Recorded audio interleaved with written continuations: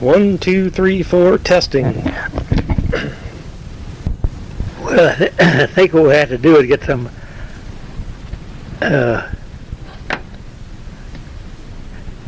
questions or... I've got questions here. Along with me. I got a whole book of questions.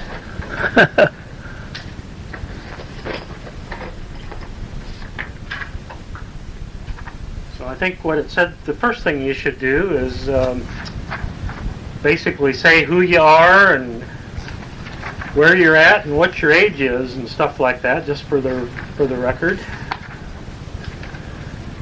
Yeah. So you want to start with that? Just say who you are and how old you are and... Nobody believes that one, I tell them. Well, I think... Is it ready? Yeah, it's going. Okay.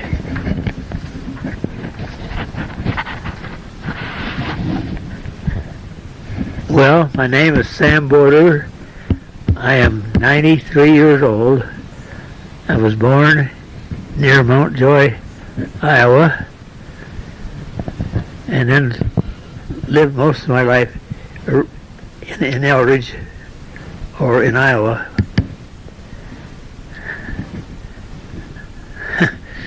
That's all right. I get different questions here to ask you to prompt you Yeah, about okay. things. And you've already asked the first one. That's what city were you born in? And it says then describe your childhood home and where it was. Well, we lived east of Mount Joy for a couple of years. That's before I can remember.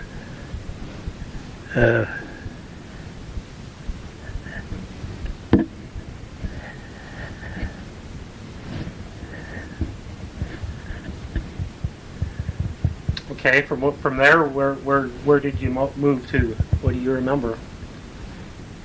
Moved to Eldridge. Lived in a little shack right along the side of the railroad track. And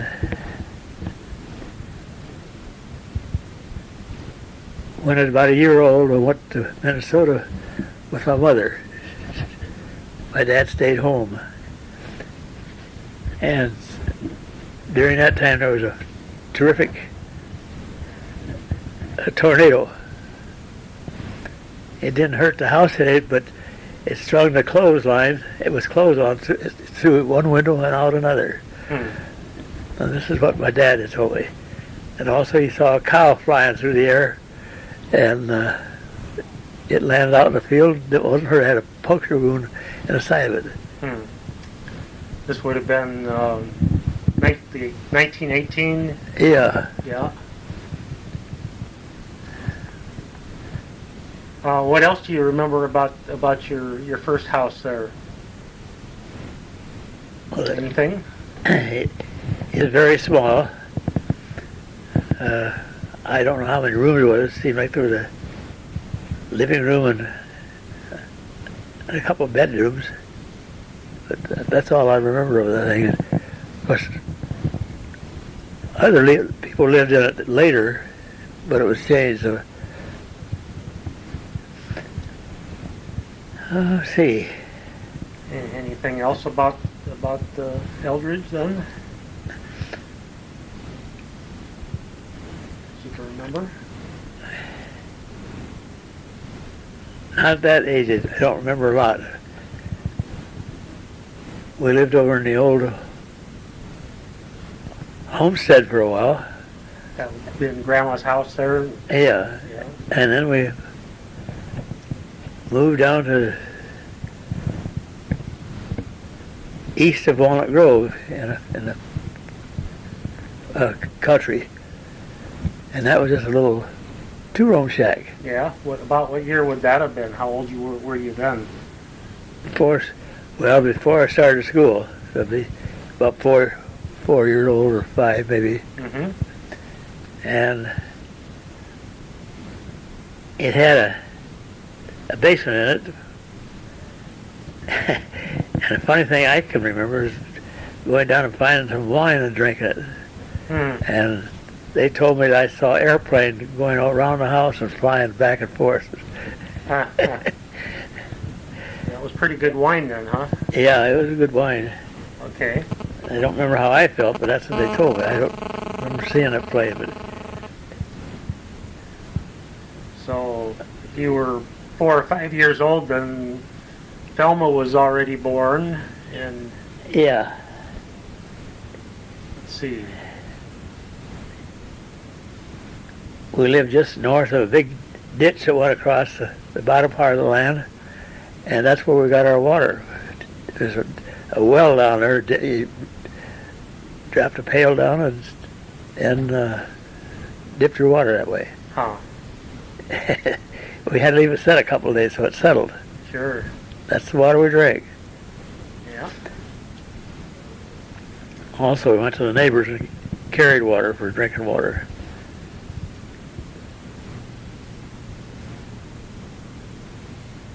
Was that a furnace? Something's running. I don't know. Another car. It's inside here. I don't know. It quit, so whatever it was. Car drove up Oh, yeah. here. Well, you want to stop this here for now? Yeah. Then, right alongside the railroad track, Mm-hmm. and we didn't have coal to heat the house, so the firemen would shovel coal out when they went by. Where was that? East of the railroad tracks? Yeah, east of the railroad track. The house is still there, but it's been all rebuilt.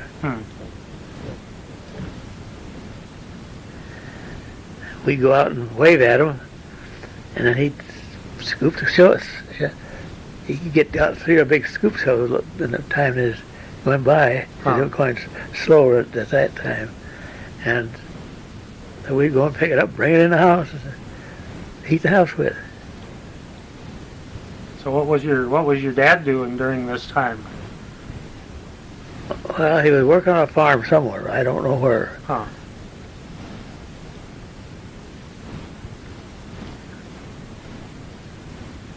So anything else you remember about that house in Eldridge there?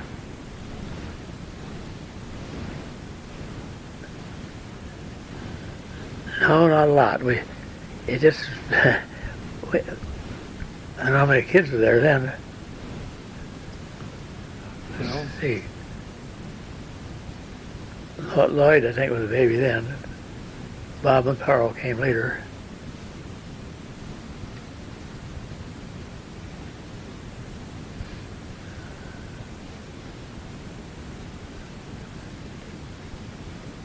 Don't remember much about the house except the tornado wove the rope through the windows, Yeah. the clotheslines. Yeah, you mentioned that. Yeah, You don't remember that yourself, though. You just remember No. your dad telling you. yeah, he told me about it. Anything else you can remember him about telling you about the tornado? No, because he didn't really. He was in the house hiding. Huh. He didn't see it. He did see a cow going by. He looked out, and a cow was flying in the air. It landed in a field just east of Eldridge. Huh. Field is still there, Yeah. and all it had was a puncture mark on the side of it. Otherwise, it was fine. He just stood up and started eating grass. Hmm. And you and your mom had went up then to Minnesota. Yeah, to we visit Aunt were Minnie. up in Minnesota during the tornado. Uh-huh. You don't remember that trip, I don't suppose, do you? No, No, I wouldn't think so. Not if you were only a year old. yeah.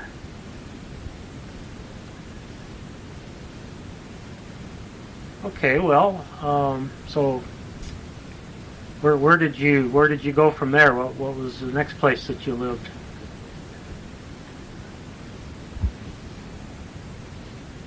You said you moved out by the park. Yeah. The park is out there. And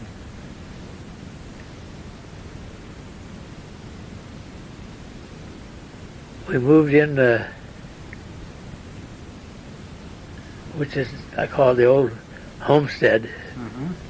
It's been rebuilt We lived there then. And I don't remember much about the house except when I got older. I was about teenager then. That spell in between. We lived down in Walnut Grove during that time. Right. You went to Walnut Grove after Yeah. you lived in Eldridge. Yeah, moved out of that house and moved down there. And he worked for the name of John Cleaver on a farm. And I can remember going up there. They had sorghum in a big tank. Where do you get sorghum from? Well, it's kind of sort of like a corn, isn't it? Yeah. Yeah. And we'd stick our fingers in the sorghum and lick it. It was good. And we had to carry our water from up there then. Oh, yeah.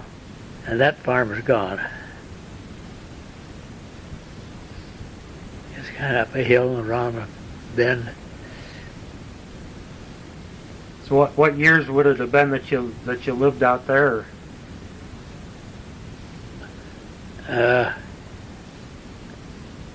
It was before I started school. Mm-hmm. And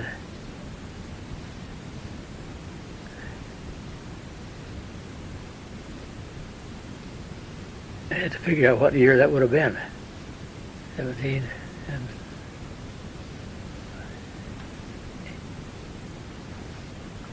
Well, 1970, but in the 80s, I guess, wasn't it? 70s?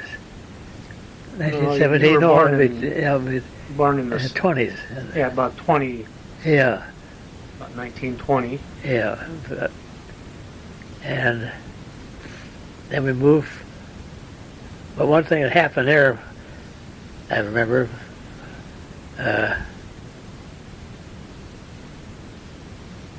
Dad was going to go down to the little town called Gambrel, which is gone now, and to get groceries. And I wanted to go along, and they didn't want me along. And I had a tooth that needed to be pulled, and they said, let's pull your tooth, and you can go along. Hmm. So he tied a string around my tooth and tied it to the door. And when he was coming back, he walked along the string and jerked it, took the tooth out. Yeah. I can remember that pretty well. It was painful. I was really bawling. And so then I went with him. And I don't know just where he was working then, but I think it was up at Doyle's.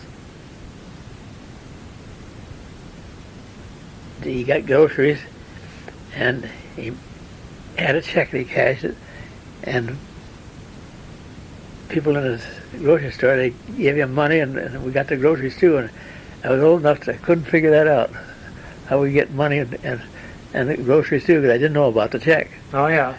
Huh. I always remember that. And then when we got back, the tooth episode was over. Mm-hmm. But I did get to ride down to Gambrel.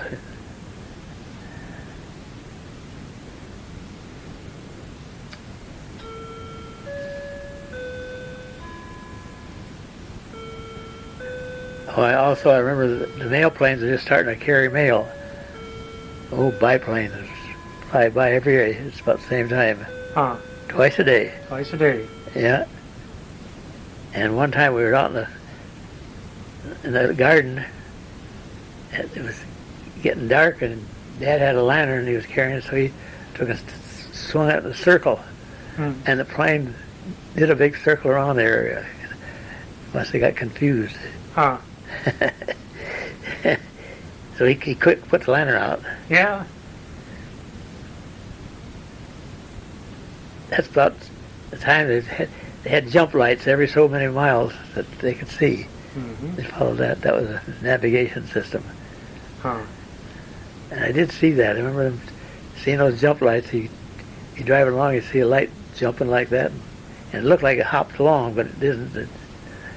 Lights still do that to you at night.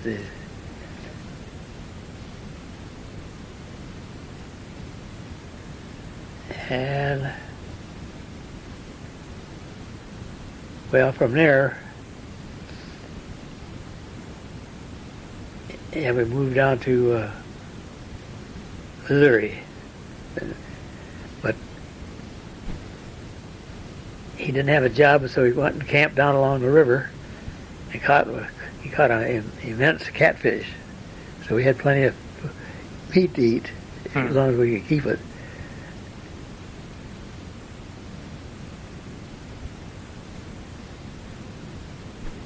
So what do you remember about the trip down to Missouri? We started out along the highway. It wasn't brick then, and the dog was running alongside of us. He'd run out on the road, and a car hit him and killed him. And so we had to bury him and have our funeral right there along the highway. That was sad. And then got into town, Vanderveer Park. I was able to camp there overnight.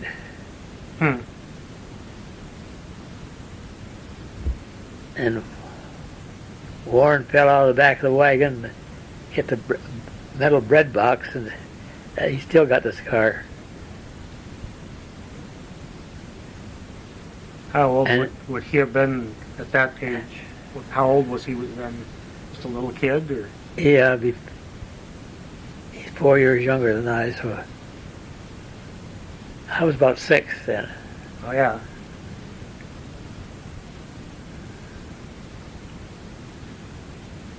And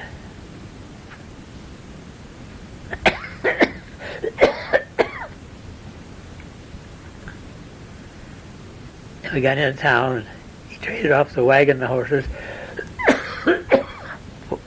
for a train trip down to Missouri, Oh. and that was scary. Hold on.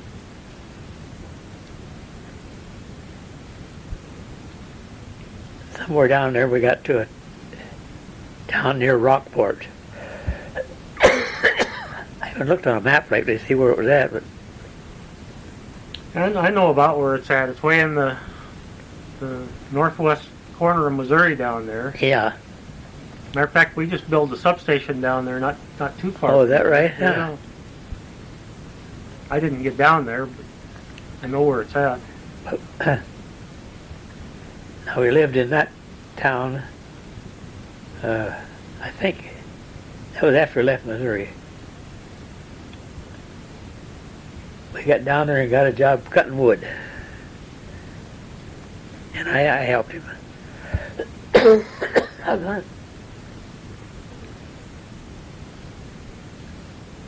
Some of them tree logs, he took a long two-man saw, big handle on each end, and I worked on one end. I was able to help some. I was 6 then, Yeah. and it was hard work. I wonder why he decided to move down there. I never could figure that out. Didn't have any relatives down there, did you? No.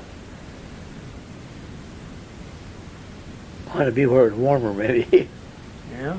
We lived in a shack down there too. Had didn't have really windows. It had blankets fastened over the windows, keep the cold out, the mosquitoes. And a cow come along and stuck his head through the thing, and stuck his head inside and went moo. I'll bet Grandma liked that. Yeah. She chased it out with a broom. Yeah, she went through a lot. And cutting wood, we had to cut it up and rick it and pile it up in what they call ricks, so many feet long. Yeah.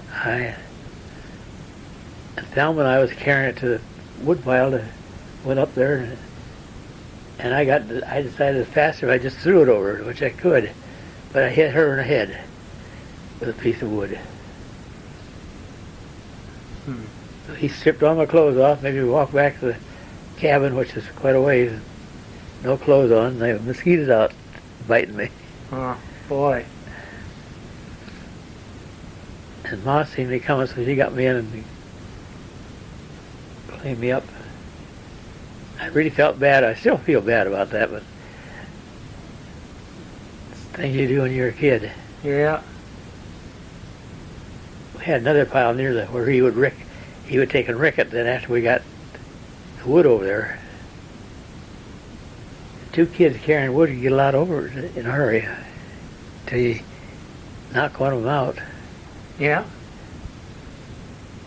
He didn't beat me. He just took my clothes off, made me walk. Strange. Why? What else do you remember about being down there? I know you told me about going to school once. Yeah. We had, I don't know how come, if we had stayed at the shack or we had neighbors, and his son was about the same age as I. And we played, had fun, then we was throwing rocks, and a rock hit that kid, knocked him out. I threw it and hit him. I really caught the devil for that, from both families. Yeah.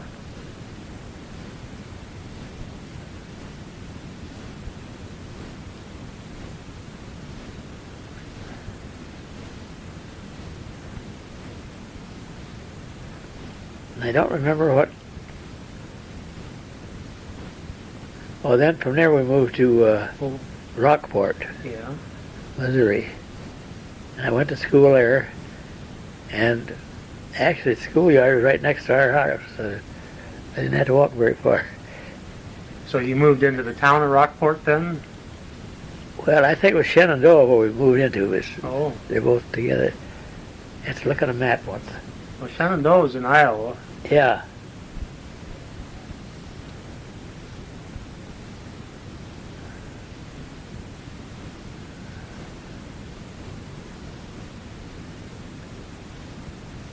So you moved from Rockport out in the country, and you moved up to Shenandoah. Is that where you started school? And Shenandoah was and Rockport were pretty close together down there.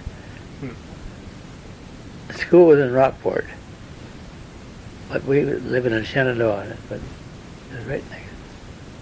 Maybe Rockport was in Iowa. I don't know. I'll have to look it up sometime. I thought Rockport was in Missouri. Yeah, that's what I thought too. Might have been on right close by on a border. But it was a treat to walk to that school. You told me about getting a ride to school down there, and I Oh yeah, don't know where that was. I started school down in Missouri, and my dad took me out to the road, pointed out the school was just down, I suppose, a quarter mile, and I had to walk from there. And then some old guy come along with at that time it was an old car, and I got in and I put my foot on the exhaust pipe. Oh. I had a welt right length in it. It looked bad, so I got to school and the teacher looked at it and he put something on it, but not much. I suffered that all day in school.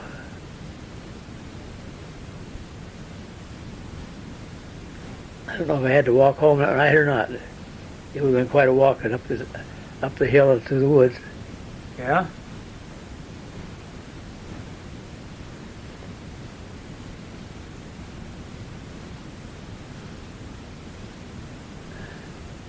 You want to quit now, or you want to go a little further?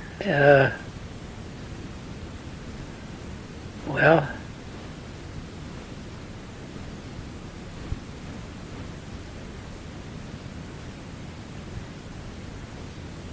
So you were in Shenandoah, then after... and then we moved up to Eldridge. Okay. But I don't know how long. I don't know if we lived down the Walnut Grove a couple times or if it was just that one time that I was telling you about. Because I went to school there too, so. Yeah. But I was in a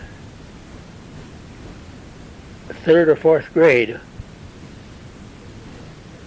I worked up from the second grade and third, and I went through 2 grades in 1 year. So you must have moved back from down there back up to here again. Yeah, to Eldridge. Uh-huh. And I don't know how come we moved back down to Walnut Grove, but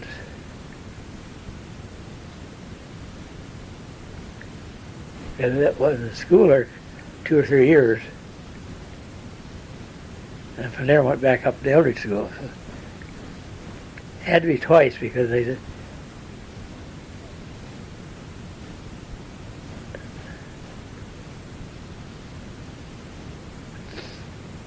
I started out there in the first or second grade. Probably the second. This is out west. You started in first grade out west. At Missouri. Yeah. Yeah. And I got up as far as I was in the 4th grade when we left.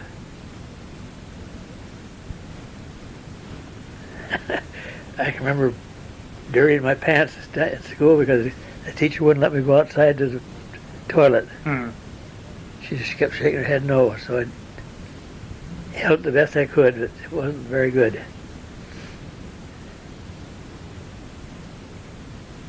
I can remember she had a boyfriend that stopped at school once in a while, and then she takes all the kids out for a long recess, and we played outside. Me and one of the other kids come in and looked through the keyhole. We could see him and her, but didn't see nothing, of course. Wouldn't know if we did. And she must have heard us because she run and covered up the keyhole. Huh. What was your teacher like? What was she younger? Yeah, she was young, yeah. And I did not remember her name for years, but I've forgotten it. She was good enough.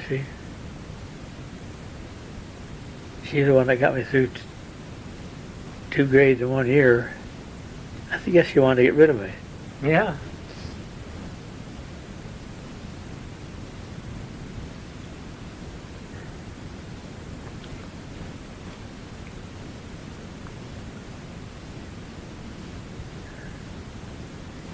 So where you?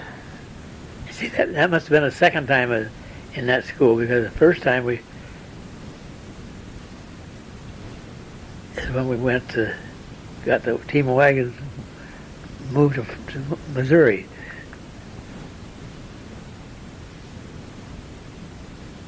And that happened before I was going to school. I started school down in Missouri. Mm-hmm. Come out of the deep woods.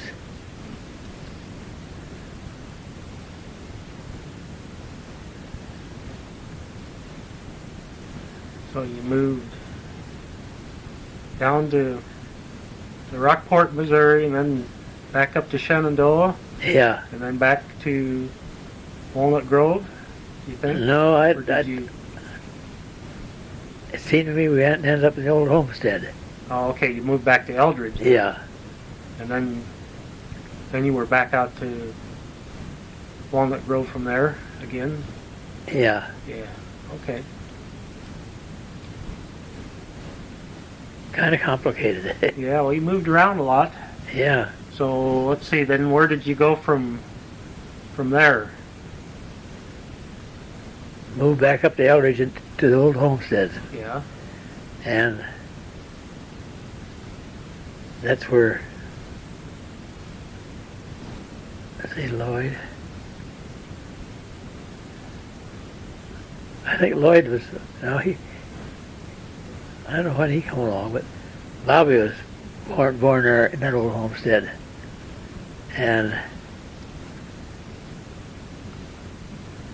then we moved over to Illinois, and that's where Carl was born. Uh-huh.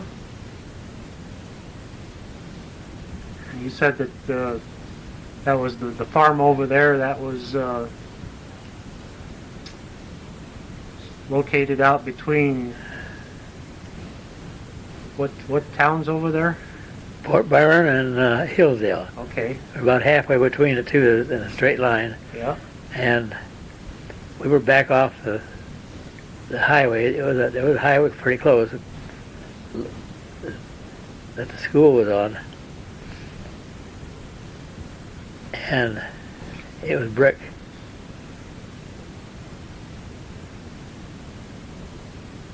That's where Ma would take the team horses, and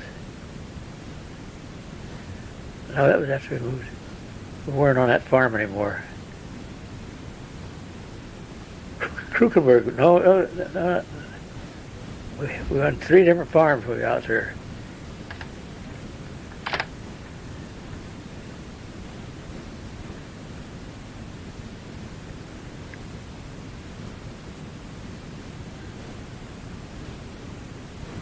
Your Yeah, dad. Wainwright Farm, and the next one, I can't think of the name of that farmer there. Oh, McGehee. Rex McGehee. And the reason I remember that is because we had some pigs that were to raise, and he held the paper on them. Evidently I must have bought them and then put them out there, and Dad butchered one of them. Shouldn't have done that. And he come out there just raising, holy hell. Dad said, he's going to get the rifle, you get out of there. But Dad was handy with his damn gun. He wasn't scared to get one. Huh. So then we moved to the Krukenberg farm. That was the last one. Old dilapidated house, and barns, and buildings were all dilapidated. But they were dry inside.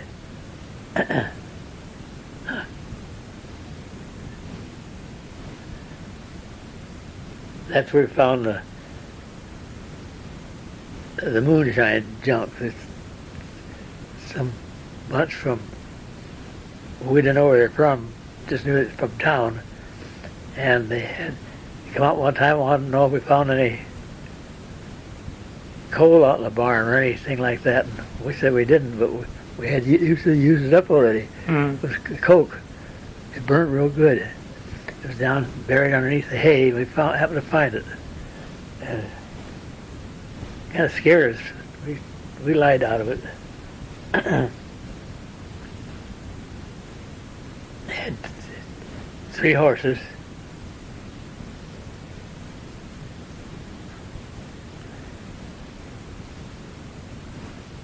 Two regular horses and 1 pony. He was about as big as a horse. They got so skinny because we didn't have enough money to get food for them. They ate the straw during the winter. You could survive on them, but they didn't put no nourishment in it. They were sold on the auction when we left. Didn't get much money. I remember that. I don't remember what they got, but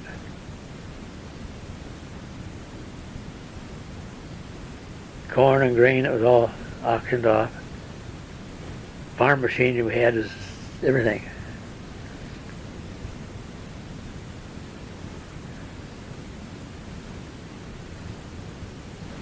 So what years were you there at the farms out there?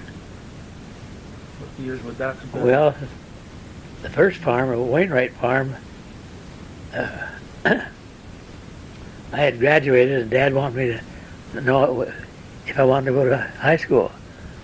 And I knew what the situation was, and I told him I didn't want to. It was scary to think about it, really. So that would have been probably around when I was 12 or 13. Mm-hmm.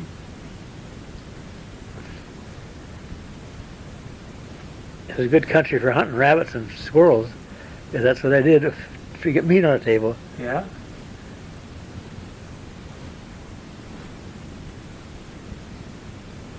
I don't know what they think about Sammy.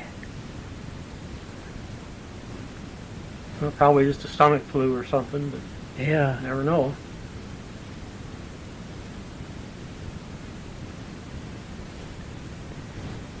Anyhow,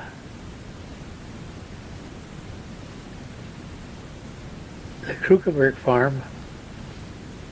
That was the last one we was on. It was not a very good farm.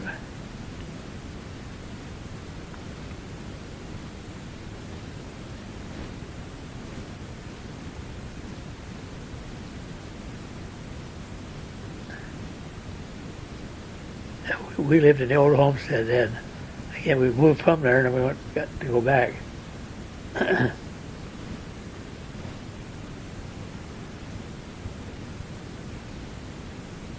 he walked to work on a farm he worked on. East Elder, West Eldridge, second crossroad, and then he went south to about the second, pretty close to the second crossroad there. So it was in 6 miles every morning. Wow. Sometimes me and Thelma would run down and meet him at. We went quite a way, pretty close to Second Farm, or the crossroad.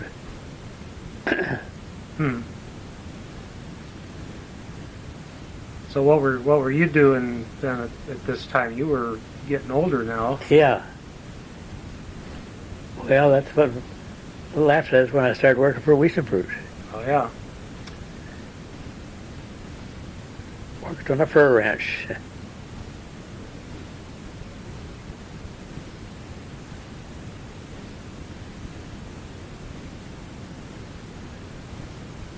That was a lot of work and a lot of hours.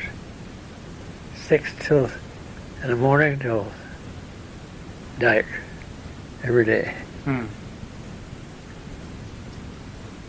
Didn't pay me much either. That always burned me up about that, but that's the way it was. $2.50 a week, and I got a free meal out of it. That's when they found out I had tuberculosis.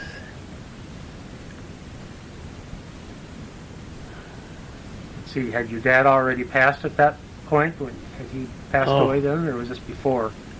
Yeah, he passed away when he was out on the farm, at the Krukenberg farm. Oh yeah. The last farm. So after he passed away, then, so everything got sold off and you moved back to Eldridge? Yeah. Uh-huh.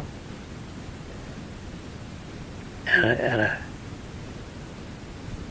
a cousin.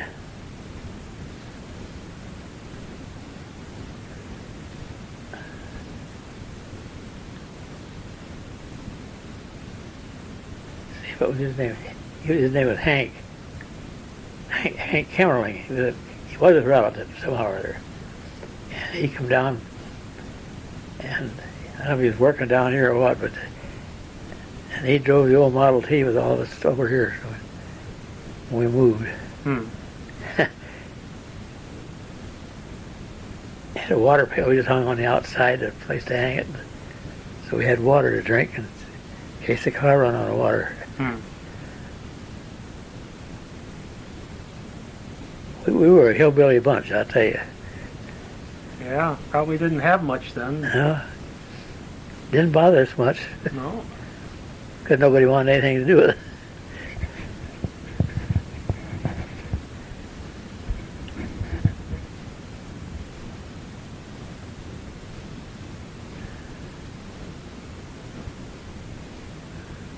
Okay, so you're back in Eldridge and you're living at the old homestead then? With Yeah.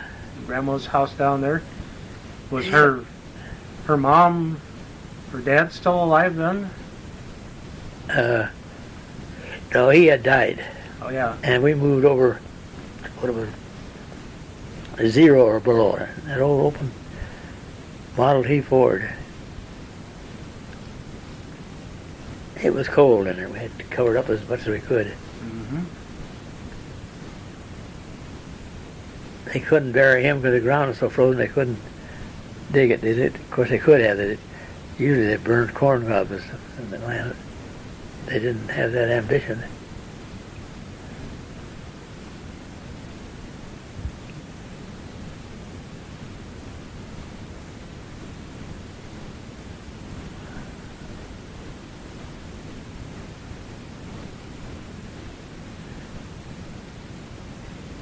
But the mink ranch was the first job I had had responsibility there too. And then for a while there, they were stories of stealing fur and mink, different ranches. So Otto Wiesenberg, the owner of Ryan Reinhardt's dad, Mm-hmm. he had some 45 caliber pistols. So he gave me one and give Reinhardt one. Hmm. Carried them. So you were working with Reinhardt and then Darrell Yeah. Wittenberg over there on the mink ranch. Uh-huh. Uh-huh. That was 6 years of it. It was good work because outside all the time. Of course, that's what I wanted anyhow. Uh-huh. Be outside.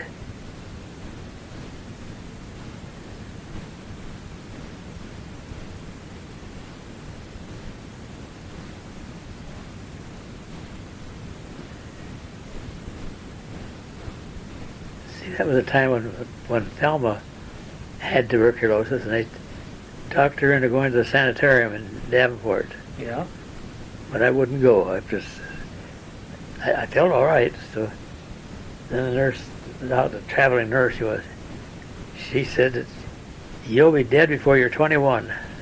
Hmm. And I said, well, we'll see. And I don't know how I answered her, but that's when I decided to work outside and live outside. Slept in a tent, 36 winter. That should have killed me. Yeah. But it was fresh air. Well, it must have made you tough. And Reinhardt, he did it too. Just because he was your friend, he didn't Yeah. have tuberculosis. did No, he just did it to the two of us. And, oh man, some of them mornings that snow had blowed in over the top of the beds, get underneath the tent somehow or other. It's supposed to have been fixed so it wouldn't do that, but it's banked with snow all around, but it'd blow through there somewhere. Hmm. Your shoes would be so cold you didn't dare put barefoot in them. You had to have a stocking on. They'd start freezing your toes. Yeah. Then we'd put our clothes on and run like hell to the house for breakfast. Yeah, I did get breakfast there, but I had to sit in my own spot, and then my dishes, she boiled them because they were scared of tuberculosis too. Well, sure, everybody was back then. Yeah. And that didn't bother me too much. Once in a while it did, but sometimes people would meet me on the sidewalk in Eldridge, and they'd walk across the street to the other side then to see me coming. Here I am doing things the other guys couldn't anymore. I would run faster and doing things in sports, swim better. I suppose I just forced myself to do it. Yeah.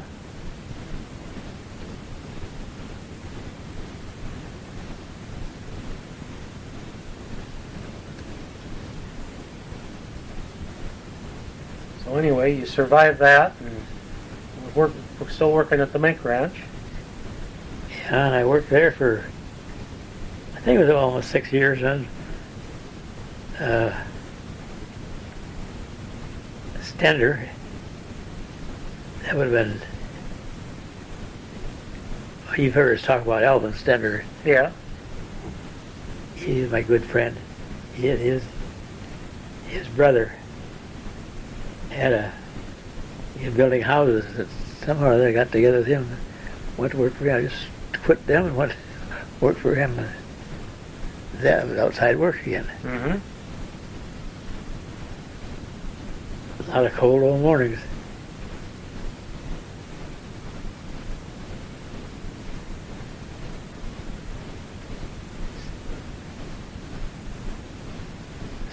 Stender was a nice guy. The other guy helped good. We painted a barn for Keo farm right down the road here. We got different paint. So we run out of paint and we got to replace it, but it had a different color to it. Huh.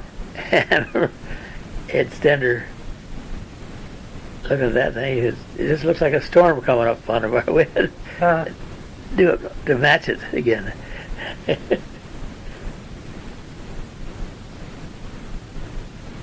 was a good clean work. I didn't like the smell of the turpentine in that. You get on your hands, it just got right in your system. Yeah.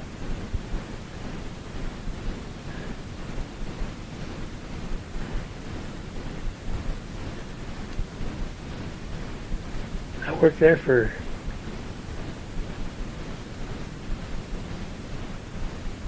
a couple of years, and I got an offer from Standard Oil to work for them, driving a truck, just delivering gas to farmers, Mm-hmm. gas and fuel oil. That wasn't too bad a job. You had to lug it all by bucket, 5-gallon buckets. Or was it 10? I don't know. They were awful heavy.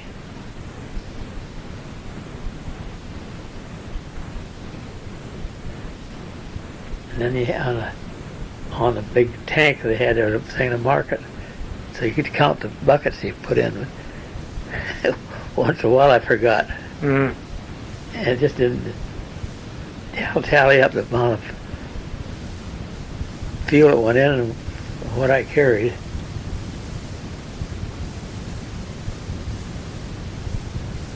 Then I worked at this substation for a while, where they got these big tanks, all tanks.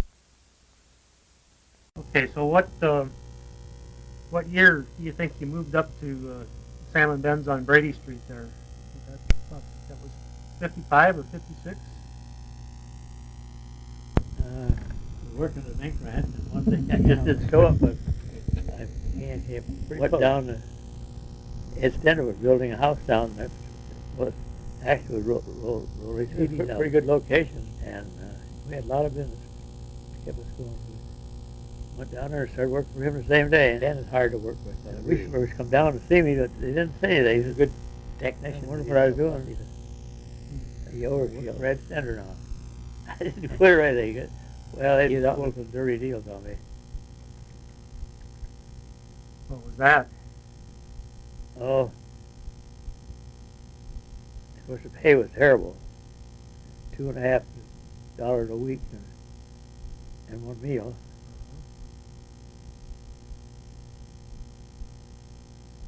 But I got to work outside all the time, which I wanted to do.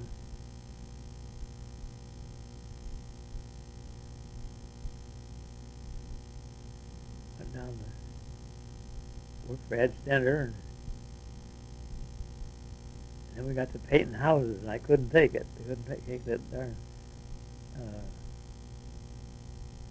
what is it, the paint?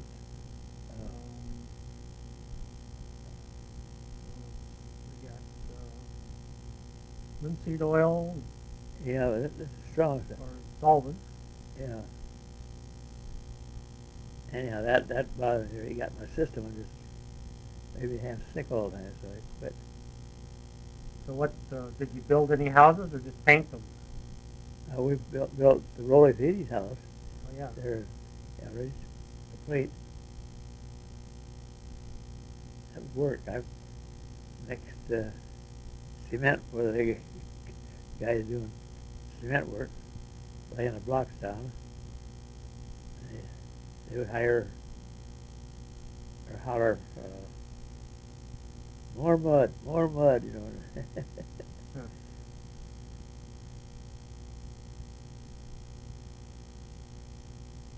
One guy fell off the scaffold and didn't get hurt at all. He fell down a pile of dirt that was soft.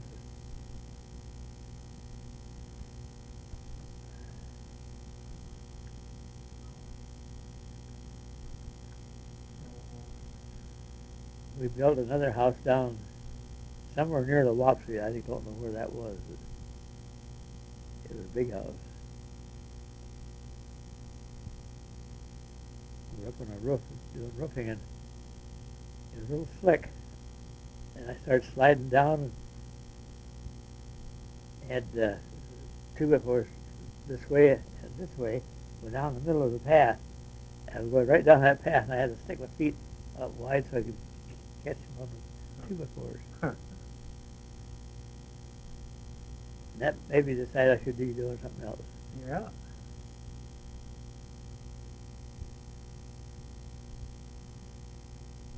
Also, that it was raining, we had to quit, so we went out along the Wapsie, right near McCausland. And the carp were just out splashing around in the woods and in the brush. And Hank Stender, he had a big club, and he would hit them things. It would sound like it echoed through the woods. So about what year would have this been? Well, that's what I can't figure out. I met Stender, then I worked for Happy Swanson in the bulk tank, and he was fine, but she was bad. She too picky and everything. So Well, so it had to be after you were 16 and had a driver's license and everything at this point, did you? yeah. Yeah. So then I went to work for Slim Miller, the trucker. And I was hauling limestone out to the fields like they did. And then one day I got stuck out there, turned to go crossways in the roads, and the wheels on the truck just would fit right in this row, and then this row back here, and or maybe it was another one. Couldn't move the thing at all, so they had to come and get me out of there. Huh.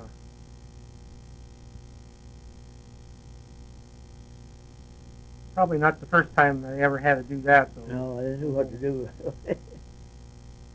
Surprised the farmer just didn't get his tractor and pull you out of there. Yeah. Now they come down with another truck and pulled me at an angle. Got out of there. We got a limestone from that down there by Buffalo that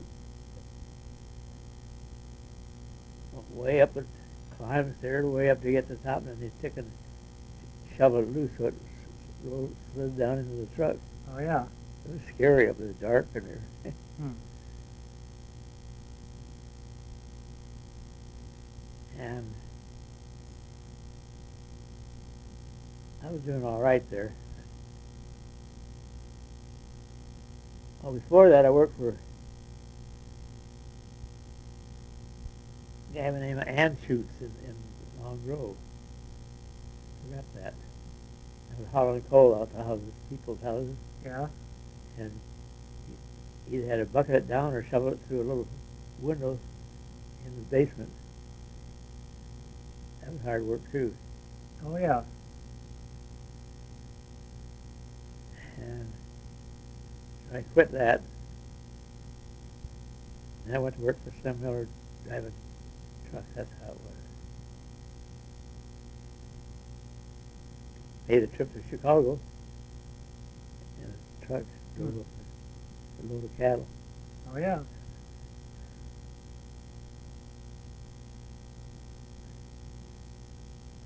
And one day, I was come in from a job, and it was noon, and Slim come over. He said, "Hey, Sam, telephone call for you." So I went and answered it.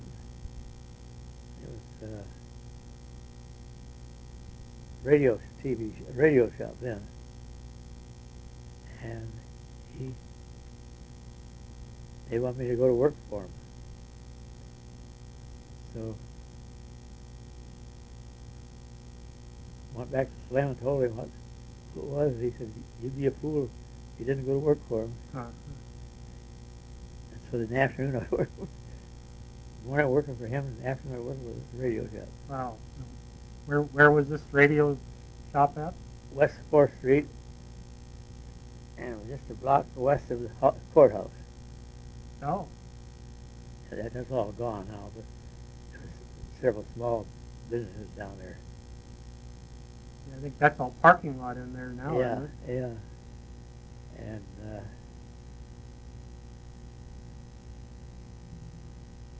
and I got a couple of paychecks, and I bought a motorcycle, so I rode to work on a motorcycle.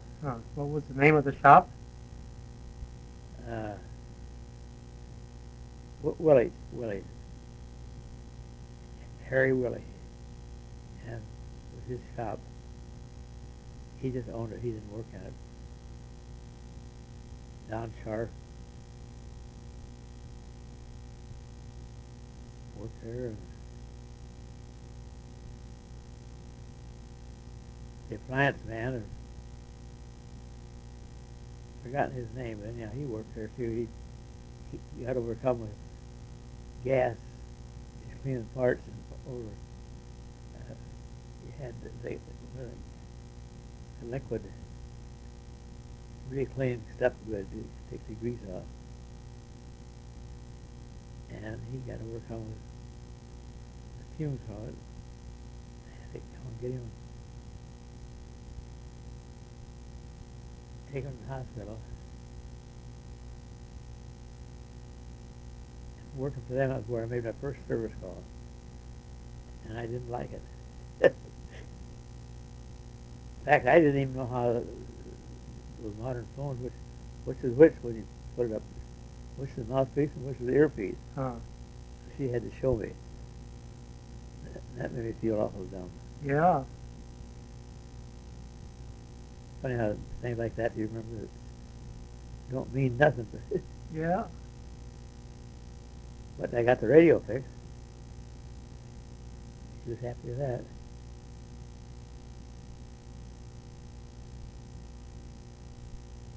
And worked there for, I guess, a couple of years.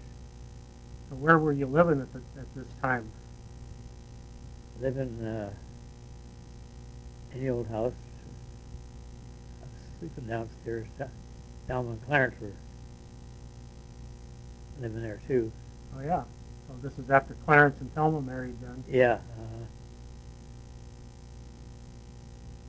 Grandma still, did she still live there, or was she married to Pete then? Well, I think during that time she married to Pete. Oh yeah. I can still see her. She was supposed to go. He was going to come and get her, and they were going to, I don't know, do something, or she didn't want to go. She just kept hemming and hawing, and I told her, "You've got to go. He's a good guy." So she did, and then they got married. Huh. So anyway, you were living in Eldridge and driving your motorcycle Yeah, to Willie's radio yeah. shop every day then. And a couple of times I got caught in the rain. They couldn't go home, so I called Borders, that was Dorothy Borders, and she come and got me and took me home. Huh.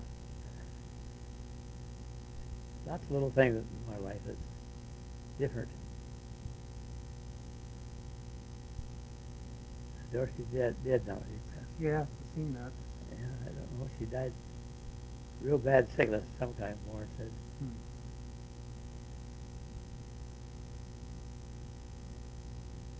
Arn Hilbert is a nice guy. He's a good barber. And just a real good guy.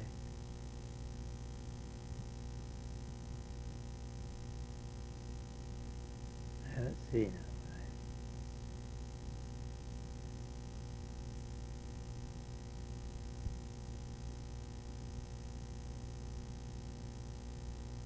Where did you go from there then? What was your next job? Well, still working for Willie's. Harry Willie was down sharp too, so we just got together and decided to start our own place up. And so we quit. Two of us quit. It wasn't very nice because two guys quit at once. So we opened up a shop out of the East Davenport place. I never showed you that. I'm not sure where that 12th Street. 12th Street? Yeah. I'm not really sure where that was at. And well, you come up from the river on that,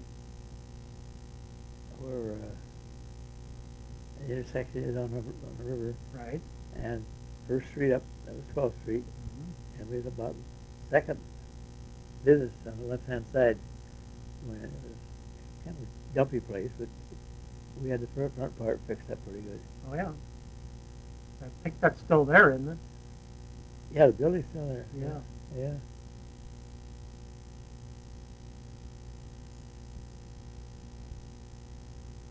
Yeah, I've seen some pictures in the old pictures about, I think you were standing out in front of that place, but I didn't know exactly where it was. Yeah.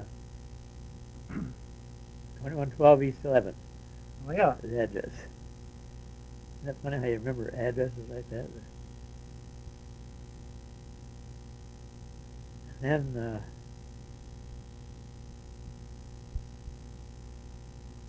me and Don was out at LeClaire, had a plant store out there, and I was stayed in one of these Davenport.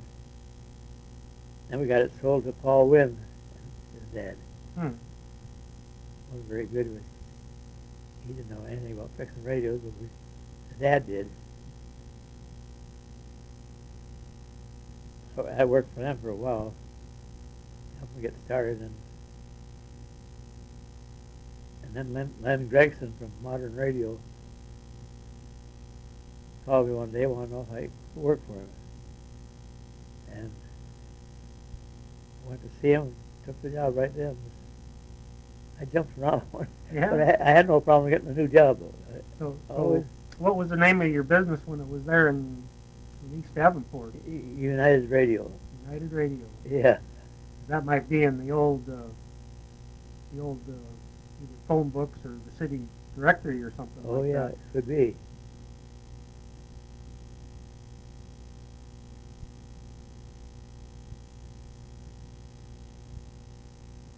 Yeah, I went to work for Len, and he's an awful nice guy.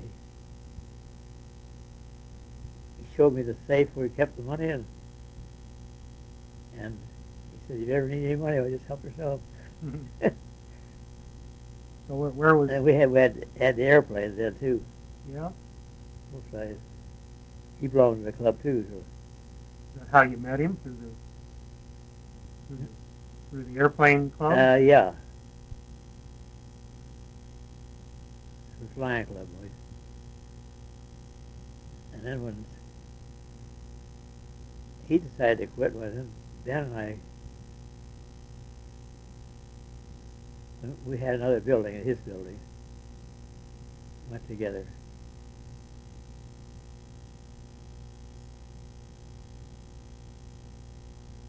But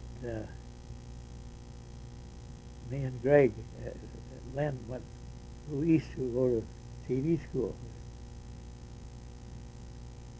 We both knew it was coming, and we were right, because by the time we went to that school, it was in a paper. We've got a picture of it here somewhere, the plane and everything, and Len, and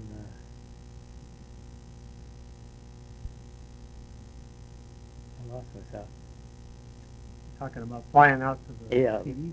flew out to Sunbury, Pennsylvania, and it was an uneventful flight, except we was out over the hills in the Pennsylvania. There's some pretty big hills out there, and all of a sudden the motor started, and we both reached for the switch that turned the gas to the other tank, and he beat me. Good thing we didn't stumble over it. But I know the plane down, so it would keep windmilling. And then as soon as it threw that switch, it took right off. That was kind of scary, really. Oh yeah, we're watching your fuel, huh? Yeah. It sputtered along for a little bit, just enough that you knew what was happening.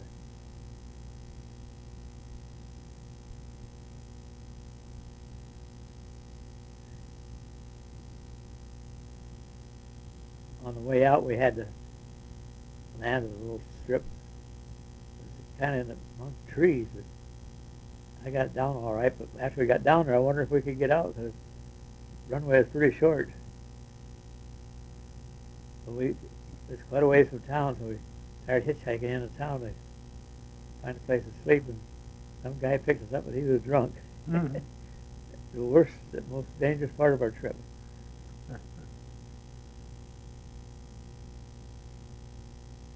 And we got ready to go. there wasn't much wind.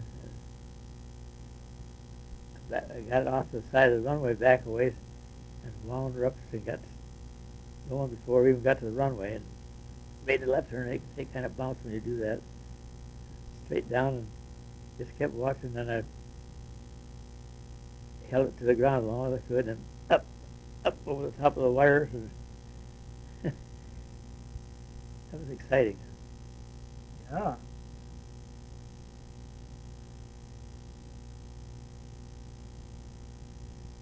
I was real lucky. I always was able to judge my position in the air and everything. I knew where I was.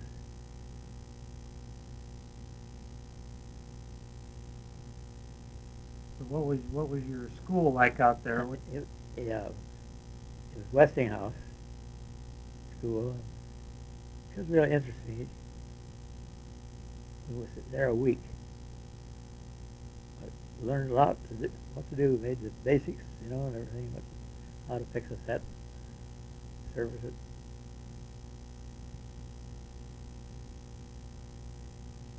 I remember when we was home then, I was studying the papers and stuff that they give us, and me and Isla were laying in bed, and I had these papers. They were studying it, television, and she didn't complain.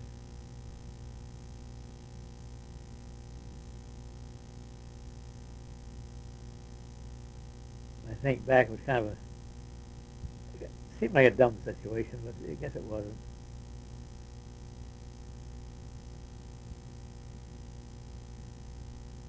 Coming home, we got ready to take off the field out there at Sunbury, and all of a sudden the clouds started rolling in. And I was looking up there, and they were above the hills. The hills are pretty steep, and Len was afraid we shouldn't be taking off. I said, well, the clouds are above the hills. So we went up and flew close to them, and then went up through them. And somehow going through it, you turn, and when we finally seen the sun, why the sun was way underneath one wing, so we were banked like that. Oh. And of course, then you could get oriented easy. Clouds were level. Compass was crazy. Once we got going straight, it was all right. Headed straight west, more or less. 'Cause we looked at the map earlier, knew how many degrees she's going to fly right straight. And it was pretty much uneventful until we got to Chicago, and here we was off our course about 5 miles, and along comes a jet right by us, and rocking his wings like that, and he pointed, you could see him, he pointed that way. So we knew we were over the Air Force base up there. Oh, yeah. They don't want you to do that. Uh-uh. Yeah, that was exciting. That jet was shoom. But he was a pretty good guy. He just aimed for us to go that way. That's how we knew we were over the Air Force base. Shouldn't be there. Yeah. Did you have maps and everything with you? Yeah, I had maps, but we were flying above the clouds. Yeah, I couldn't see all the where way. you were. Yeah, we was above the clouds all the way from Sunbury to this side of Chicago ways, and then started seeing holes in the clouds, and so we come down through them, and we had to get gas. I wasn't a reckless flyer, but I took chances. I guess educated chances. Huh. Is that the furthest trip you ever made in a small plane? You know, Is that the farthest trip you ever made in a Yeah. little plane? yeah. Cessna 120 it was called, and one of the nicest planes around. You don't see it many anymore. That's pretty old. Two-place. It cruised along about 125, 130. He made pretty good time going out.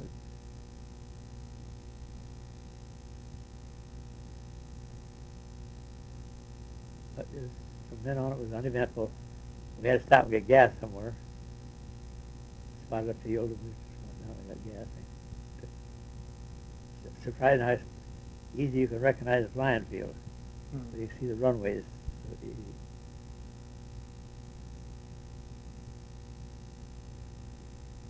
Never did have any bad experiences flying, though.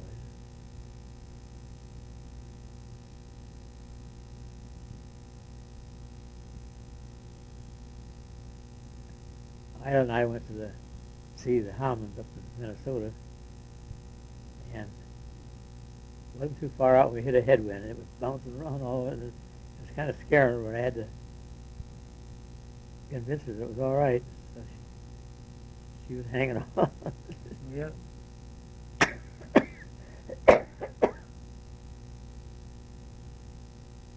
Darn wind must have been 25 miles an hour or better. It slowed you down.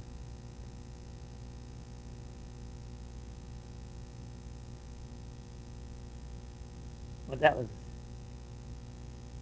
the second longest trip.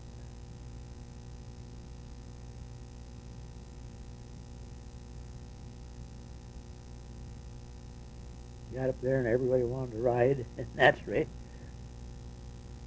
Went up there twice, once with Isla and once with Warren. Oh, I didn't know that. And we landed right on a farmer's field. He described what it looked like, and sure enough, it was right farm. I had a nice landing strip and everything. It was wheat field it was cut. Oh, yeah.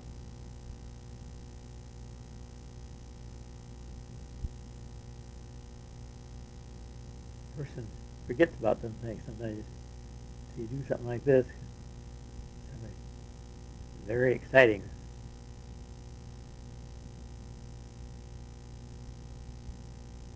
Warren probably remembers that trip real well.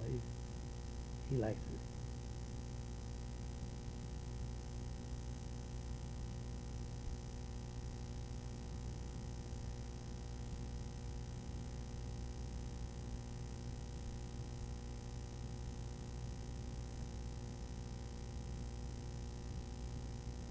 Okay, let's see. You were working for Lynn Grayson. Yeah, Talked about where you were working. Where was that place at? What was it called? Six and Brady. Sixth and Brady. Yeah, the building is still there. It was a nice little shop. One time I was sitting on a stool talking to Len, and I got dizzy and passed out. I didn't really fall on the floor. It was kind of a little bit, because I was still conscious enough to catch myself. Huh. So they had to, I don't know what they did to revive me, but I don't know why it happened.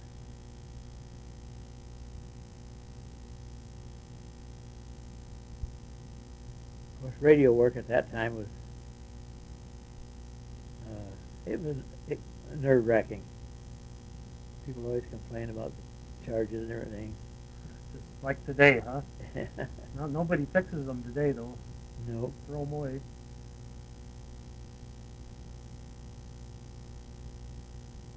Yeah, we were busy from the time that we got back from that flight to Sunbury. I guess I have to dig that article out. Well, I've still got it somewhere.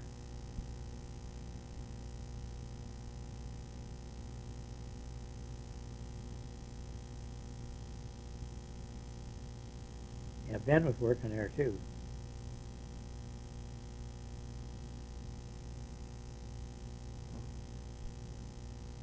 We had the house built in Eldridge by that time. They come out to visit one time. And we sat back in that room that has all wood panel and boards. I don't know if you remember or not. We used 12-inch boards for the walls and everything. And I lapped them together. Looked real nice. Lacquered. Yeah, I remember the room. The ceiling was the beam up there. I guess I didn't know that you were working there. I remember you working out in Bettendorf out at the K&K out there when I was little, but Yeah. I didn't being downtown.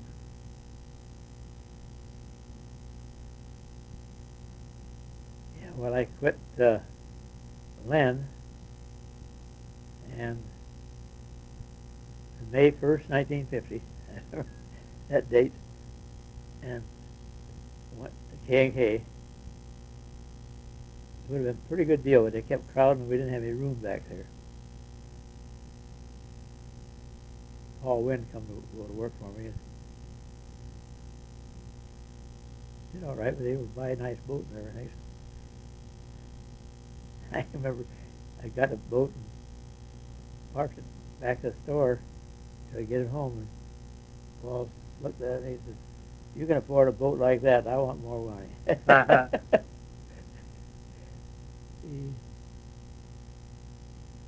He's gone. Yeah. Yeah, I remember that shop when I was little, being in there. Yeah.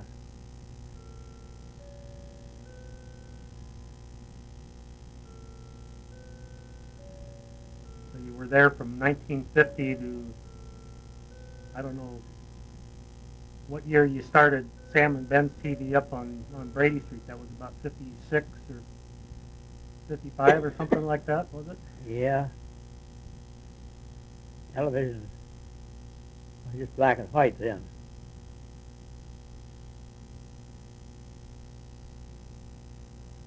And we got selling sets, and we had a truckload sale one time and didn't offer any trade-ins. And then we decided the next month to have another one. We took trade-ins. And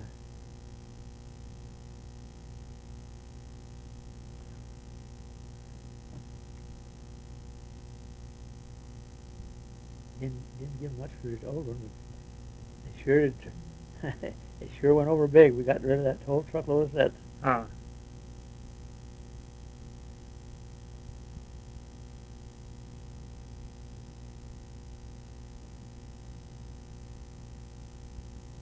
I remember quite a few things about that shop there. I don't remember too much about out at K&K out there. I remember being in there, and one of the things I remembered once is that you turned off the lights back in the shop back there, and you had a television on, and you stuck a fluorescent lamp bulb in the back of the television, and it lit up. That it really impressed me.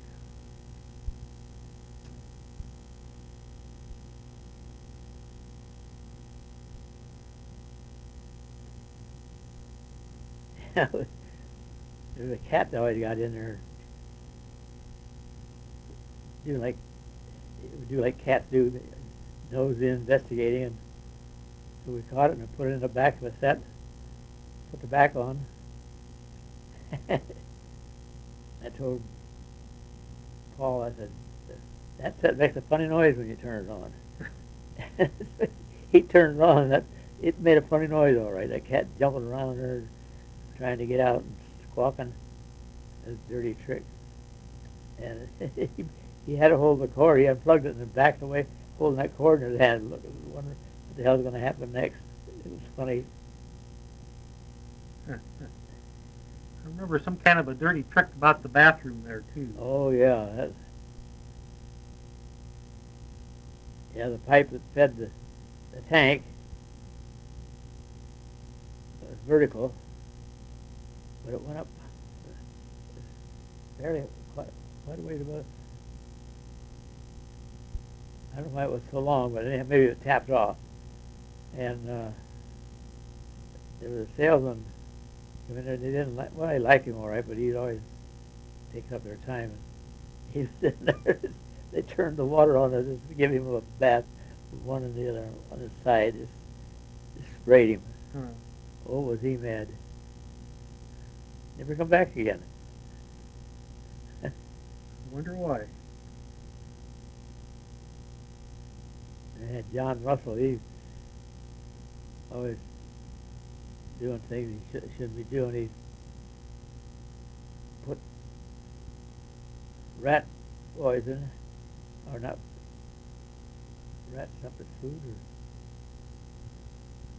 or it was poison. in our little grill that we heated our lunch with. Oh, did that stink? Ew. So I said, okay, I'll get even with you. So I took some of that and put it in the grill in his heater in the car. Reached around behind us, rubbed it in there real good. Ew. She got so mad at him for doing things to get in trouble.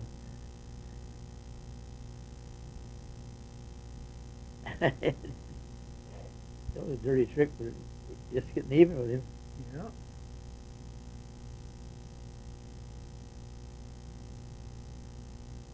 Had water fights right in the store.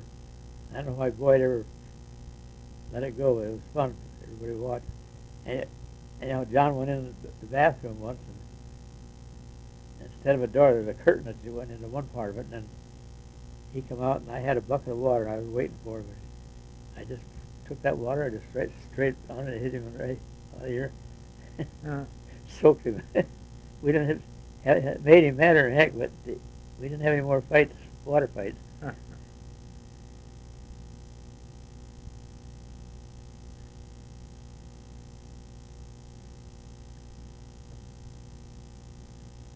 But that was a pretty good spot, except they kept crowding us out, storing stuff back there in our shop. And so we didn't have enough room anymore. So that's when I decided to go, me and Ben decided to go together.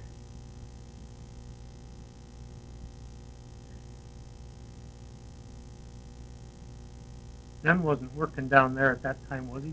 He didn't work down at K&K, did he? No. No, he had been working for Len Gregson. And Modern Radio, yeah. And then he started out working on his own pretty soon. He was just doing it up full time. But he would take tubes that they weren't old especially, but test them and make sure they're real good, and he just sold them like news. Huh. That's how he got started.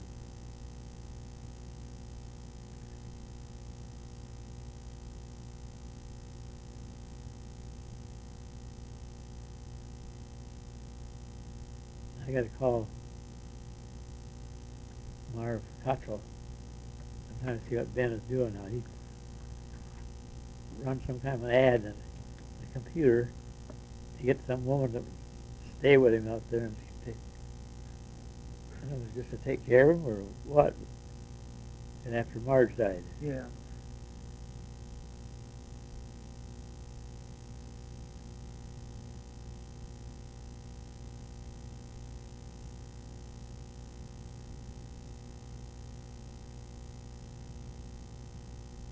Well, this tape's probably pretty close to being at the end here. Stop it once. Okay, so what year do you think you moved up to Sam and Ben's on Brady Street there? That was 55 or 56?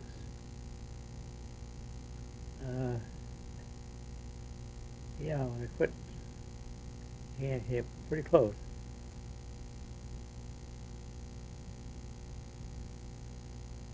It was a pretty good location.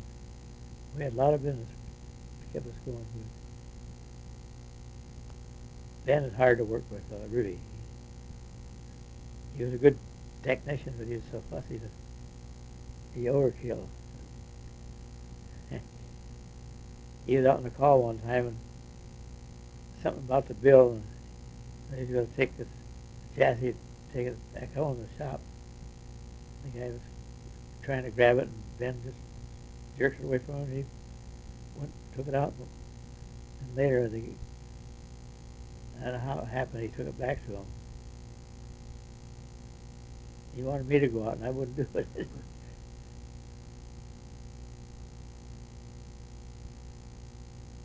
And a lot of times I went out to smooth things over if you got to fight with a customer.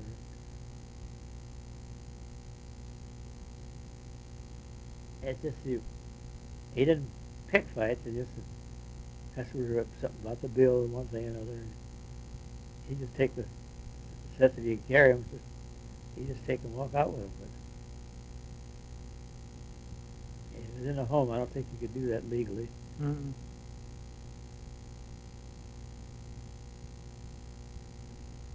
we had a lot of. I took care of calls in the morning, leave out of the house about 7:30, and start making calls with farmers. And sometimes it'd be middle of the afternoon before I got into town. And we had some calls that were just cash deal and no way of tracing it, so we'd take that money and we'd split it up between us,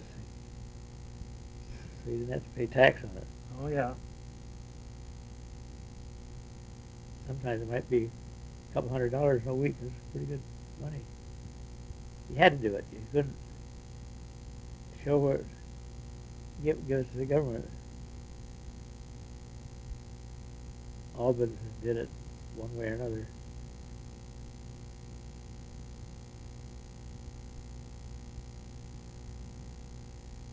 And Marge was working for us. She was the bookkeeper, and she answered the phone. She was real good at it. But sometimes Ben would be mad at her, and he would take his knuckle and hit her on the top of the head like that. Oh. And she would cry to tell me about it. I couldn't do nothing about it, but now I've wondered, she had this brain hemorrhage. Maybe that is what happened out there, because I read about it, and it said it didn't take much blow on the top of the head to start the brain from bleeding. You never know. No, never know.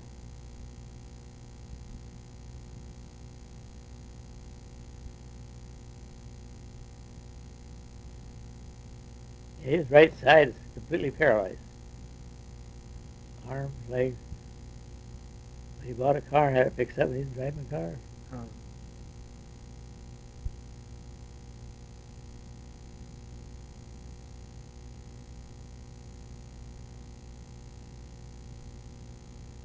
I talked to Marge several times, but never did talk to Ben. She said that he liked to hear my voice. He'd really liked to see me, but he never did say so to me.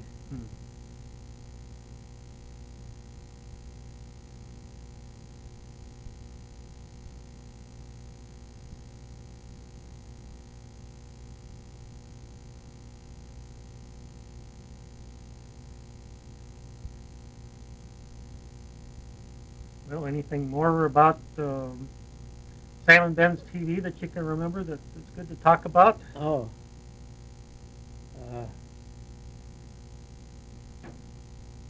No, it worked. It worked out pretty smooth. We always get started early in the morning. Sometimes I was up by 7, getting ready to make calls. I was that busy.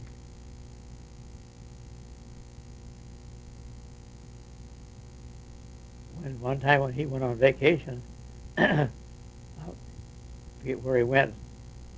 There was 33 calls piled up for me. Huh? I had no way I could make them all. I just started out doing what I could.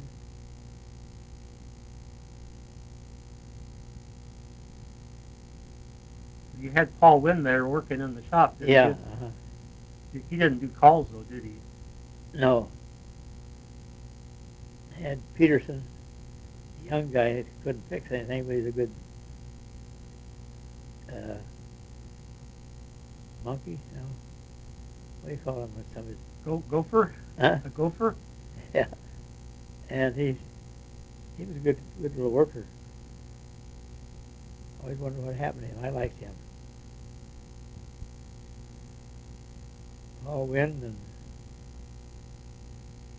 this kid. It was a good business. It really was. Dan is so doggone. Everything had to be perfect. You couldn't stop during the day and just have some fun or just take a break. You had to keep going. And he did. Sometimes I'd go out on calls. I would goof off. One time I went up to the river and a fishbowl fished off the banks up above, close to the Clare. And sometimes I went bowling. Not much. I wouldn't take a lot of that. Would.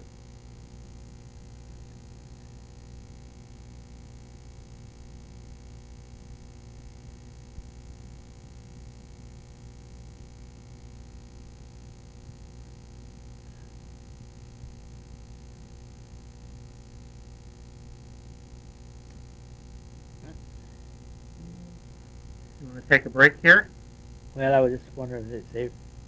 They said 8 o'clock they'll be back. That's another. Oh yeah, 7:13. Yeah. Take a break and get up and stretch your legs and. Yeah, I better do that. You know,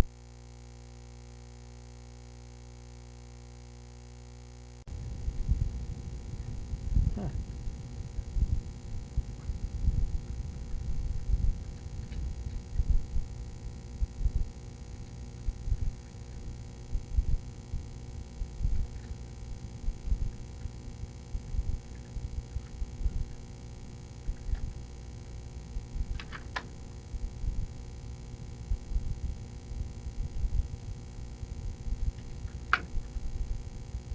well, you want to keep going here? You want to quit and.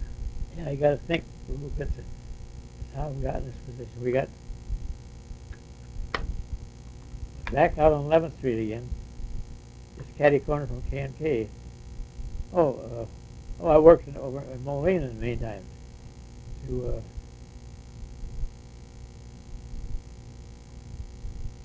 I never can think of that guy's name. We bought the camper from the truck camper Oh yeah. from him. This was way later. You're talking about, or Huh? this before you went to after you were down at K&K, or. Yeah. Left K&K and with Ben. And then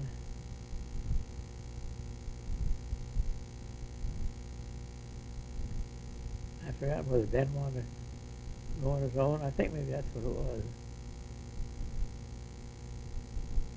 Didn't work for any other shop. Oh, I did work for one up on Locust Street, but that's when we had the laundromat.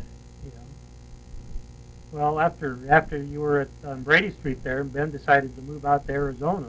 Oh yeah, that That's was when it. you got the bowling lanes. Yeah, We moved up to DeWitt then. yeah, that's right.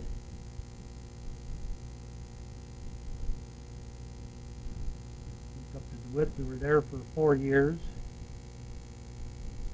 We looked at the bowling. You had the bowling lanes up there. Yeah.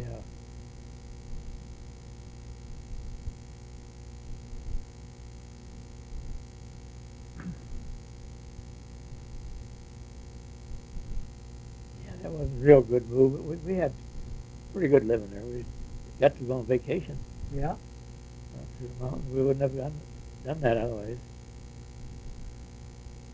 was pretty hard work and long days. Yeah.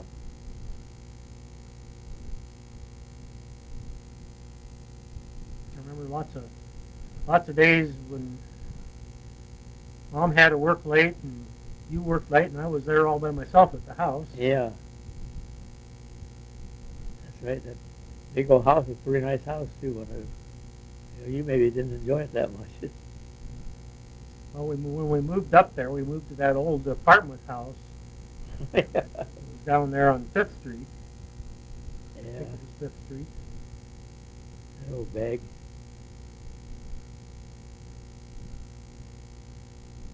And then from there, we moved out on 1st Street, way up by the railroad tracks there, and we were there for maybe a year. I don't know. Oh yeah, right.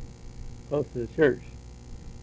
No, that Oh, on was First out by the Street. railroad tracks there. It was Oh, yeah, that's way right. way to the south of town. Oh yeah. Had that woman living with us? Yeah, Leona Yeah. Yeah. Leona Livingston was her name. Oh, is that right? Uh-huh. Forgot that. I remember she was dirty. She washed real dirty clothes. The machine would be all dirty. And I don't know how we got rid of her.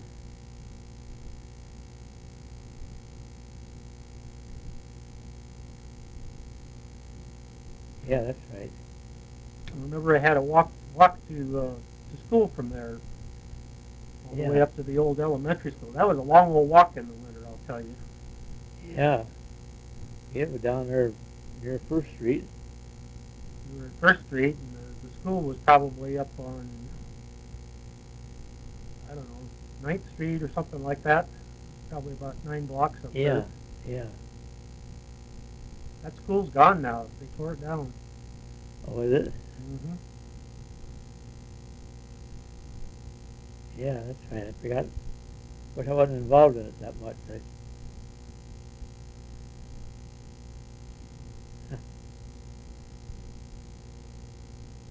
Oh, and then we, you know, decided to split up with Tom and Jean. We got our money back and a little bit more. We had $11,000 to play with. That's when we decided to go down to Bend. Yeah.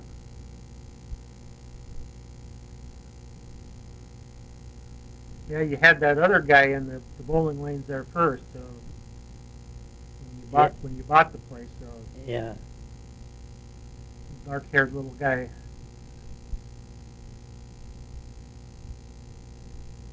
Oh, yeah, I know. Sinatra. Yeah, Tom Yeah. Sinatra. Yeah, he's still living. Well, at least I haven't heard lately, but he's living out in the state of Washington in a nursing home out there. She's a nice gal. I don't remember her too much, I guess. Remember they had an older son or something like that. I don't think he was around then. I think he was already left home. Oh, yeah. I remember going to their house one time when you were still dickering about the finances or something on the bowling lanes and sitting there. I never did like him too much for some reason. No. He was a good worker, but he was too mouthy. People didn't like him. I didn't realize that until later.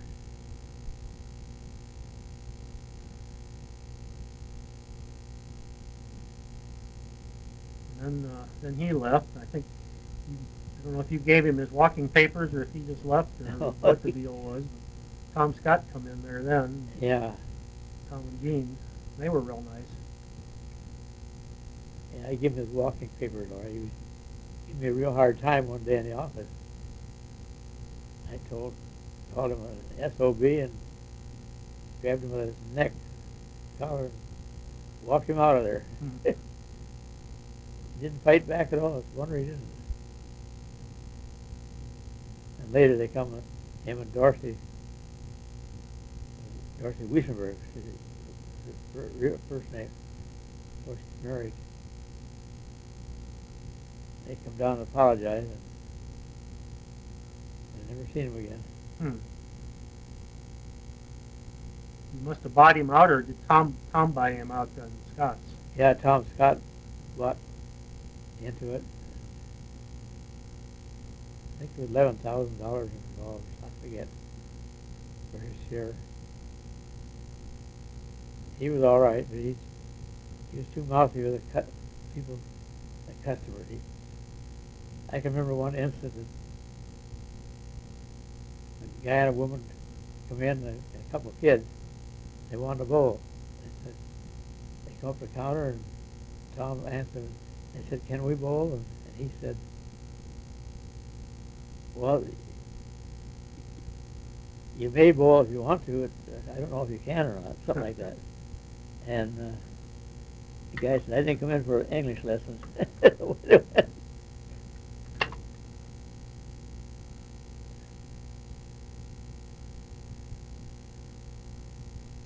Sammy's that way with John. John said, "Daddy, can I do this?" And then he says, "I don't know if you can or not, but you may." Mm-hmm. And when I looked it up in the dictionary, and the teacher had notes on it one day, and she said it's acceptable. And the dictionary said it is too. Can or may. Oh yeah.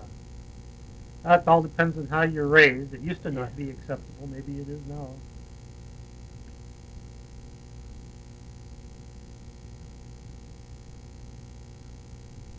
Well, if you know what the people want, I guess it's all right to go along with it.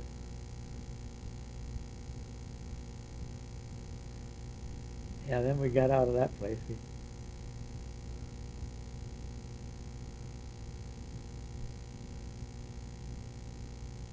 Yeah, we loaded up and went to Phoenix tonight. Yeah. Yep, that's when we went to Phoenix. Yeah. Loaded all of our belongings up in a back of the truck in a U-Haul trailer and moved it all out there. Yeah. The boat. The boat, pulled boat and pulled the trailer. Yeah.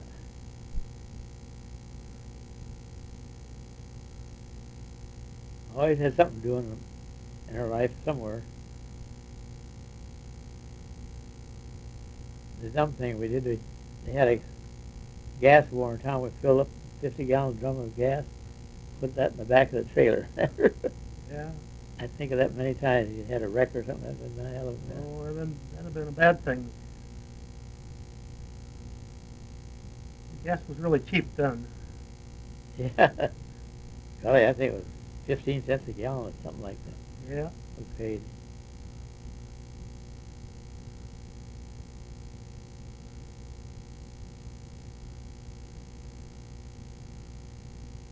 Yeah, it was a long old trip out there. I remember going out there. Yeah.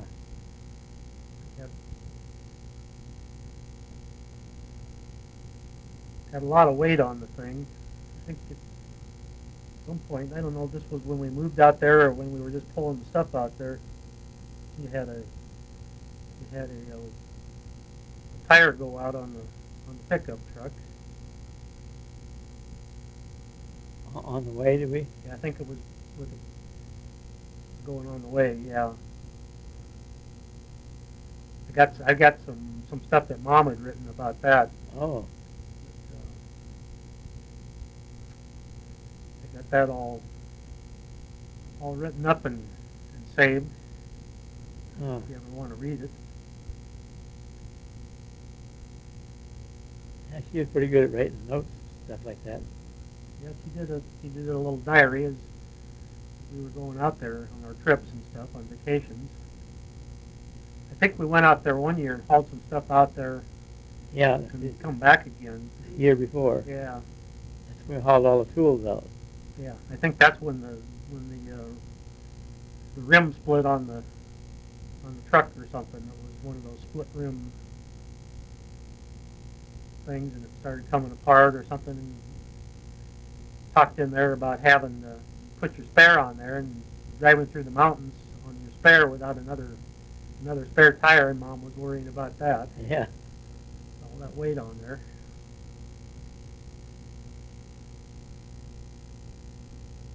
With that old blue pickup truck. Yeah. Yeah, we had that many years after we got back here. They talk about these trucks full of loads out going through the mountains. That one did the same thing. Oh yeah.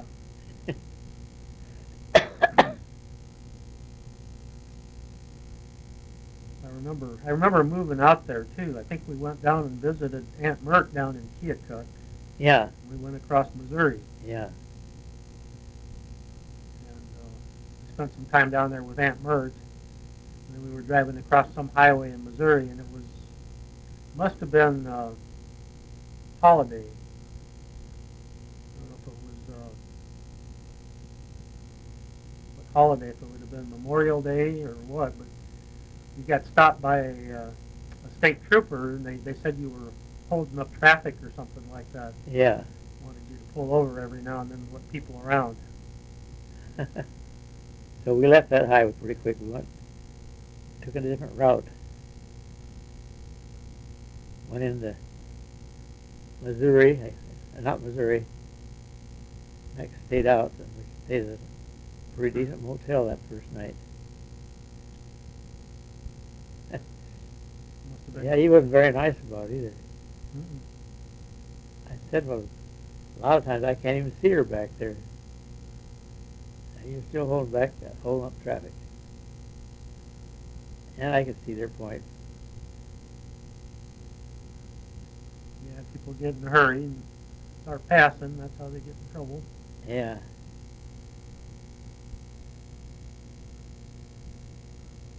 Yeah, that was a long old trip down there. Couldn't go very fast.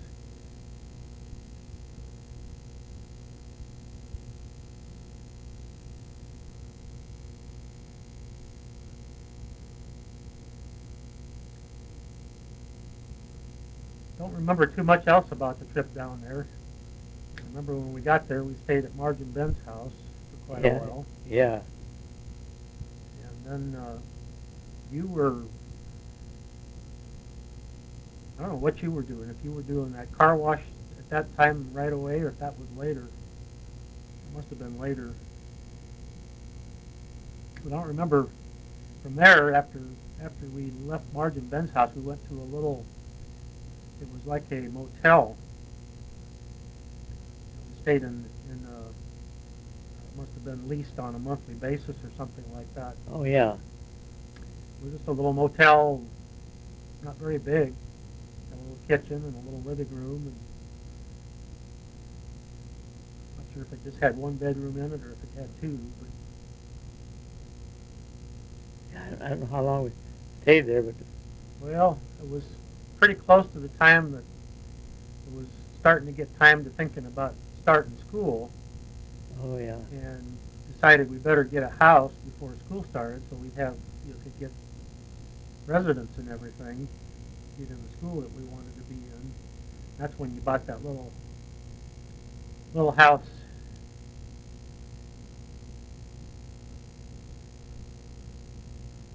on Avalon Drive, was it? I think is that Avalon Drive. Yeah.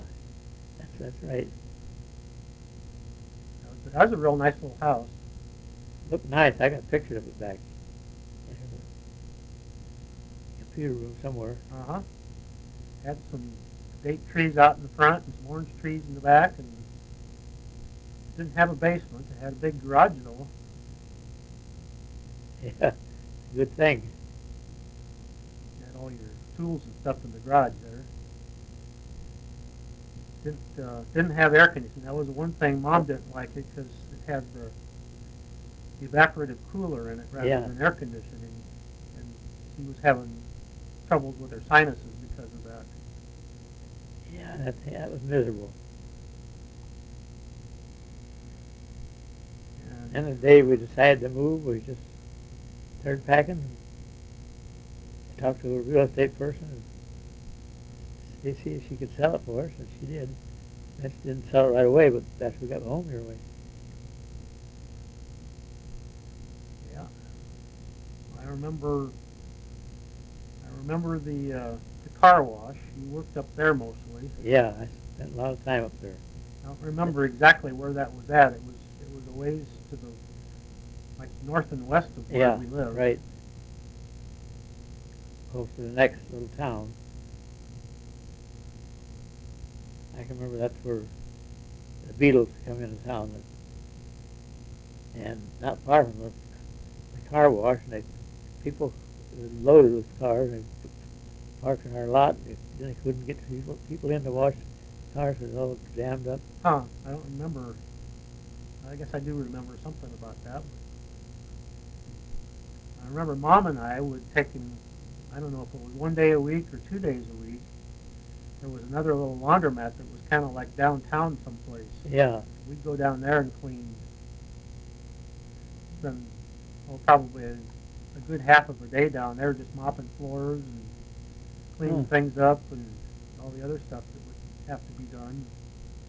Little hot laundromat. I remember driving that old black car all over town. That was hot. yeah. Had that big black Oldsmobile. Oh yeah. That was just hotter than heck. Couldn't get in that darn. Couldn't lay your hands on the steering wheel. And I think you had to lay a towel on the steering wheel to Yeah. keep it from getting too hot. Yeah, it was tough. Yeah, it wasn't really bad. I mean, it just just you put up with things back in those days. I guess maybe you wouldn't put up with them now. Yeah. I remember there was a lot of Mexican and black kids around that little little laundromat downtown, wherever that was at, where we cleaned. And never had any trouble with them or anything. But I was kind of worried about it a little bit. Yeah. Yeah, I never did get in that one, I don't think. Huh. I worked our butt off.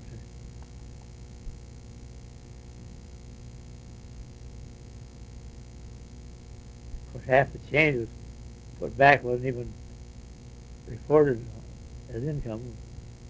We had that to go back home on, Yeah. and $11,000. Huh. $11,000 just kept following you around. What? That $11,000 just kept following you around with, Yeah. and you went to different places. Yeah.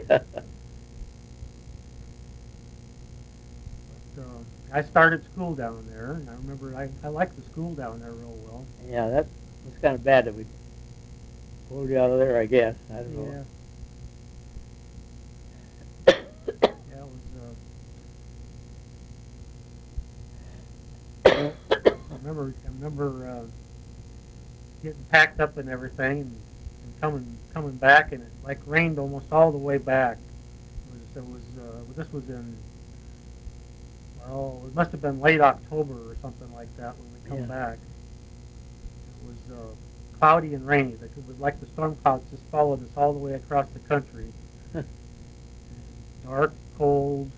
I don't remember it being snowing or anything, but The trailer started doing yeah, like that's that. where you were coming down out of the mountains there, and got going too fast, and the thing started oscillating on you. That really That, scared that was Mom. that was scary. Yeah. You'd pull the back end of the truck back and forth like that, and I looked in the mirror and watched, tried to hit the brakes real hard when it was right back of me, and all of a sudden it stopped doing that, and it was fine. But Yeah. I was wondering if I was ever going to make it. Yeah. Trying to pull you off the road. Luckily, there was nobody else on the road.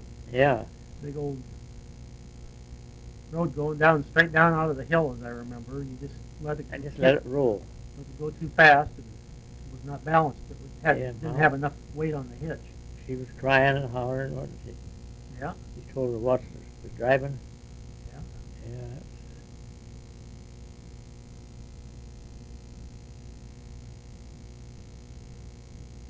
You got under control though, and I think you pulled off and sat there for a while.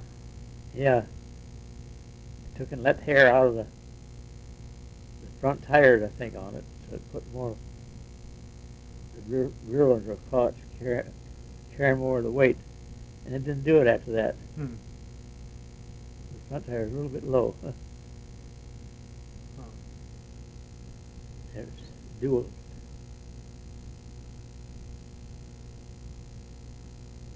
But it worked all right. I did that. I could go drive 60 or better. That old truck just pulled that thing along. Yeah. I think I remember you telling me you didn't have enough weight on the tongue. You tried to balance it up too good, and Yeah. there wasn't enough weight on the back of the truck, and it made it unstable. You moved some stuff in the trailer forward or something, and got it balanced a Yeah. little bit better. But I just remember, I don't know. And we had nice camping on the way home.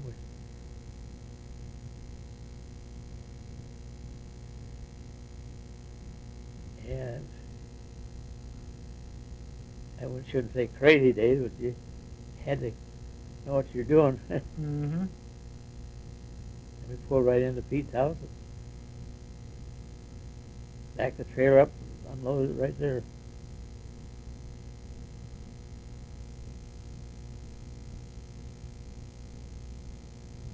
Yeah, we must have stayed with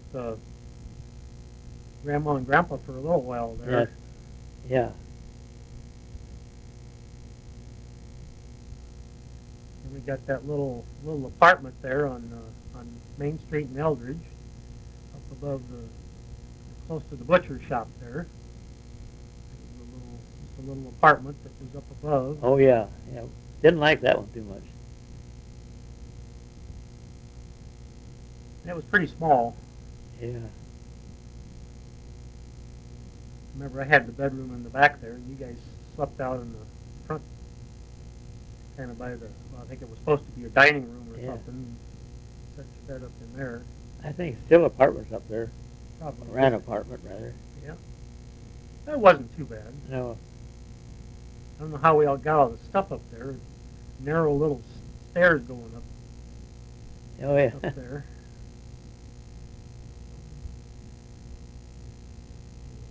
Had placed them back for a woodworking shop. Yep, there was a little garage back there. Had to start building some of these cabinets before we even got the house started. Yep.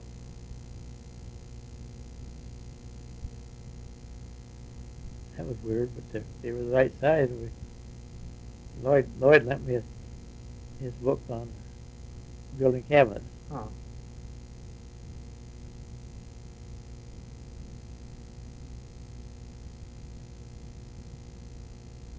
I remember being back there and helping help to cut cabinets and stuff like that. And we started building the house out here. Yeah. I remember when we were still working on it. We had to move out of there by, must have been by the end of the year or something like that. We moved in here anyway. It was just beastly cold. It was like Yeah. 20 below zero or something like that. I just got the furnace in and had closed off the downstairs down there. I remember that furnace ran like all day and all night, just pretty much steady. Yeah. The floor wasn't really finished up there. There was still cracks in between. Yeah, well, no, it wasn't finished at all up here. I think we were still putting insulation and everything in it. Maybe we'd already got it in when we moved in. I don't know. I don't know if the drywall was up or not then.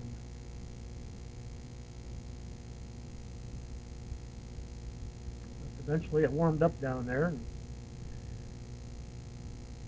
it was okay. I remember Didn't we sleep down there finally? Or yeah, we slept down in the basement for Yeah. probably several months before we got the upstairs done, Yeah. which was kind of nice because you could just work here in the evening and didn't have to drive home or anything. You just go downstairs and go to bed. But,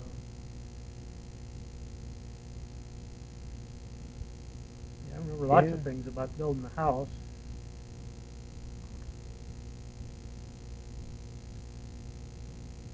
Well, your dad helped with lay the flooring and everything.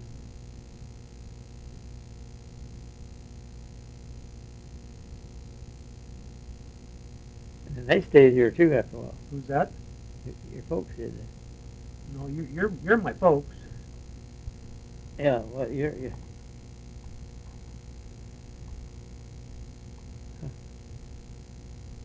No, I moved here when you did. Yeah.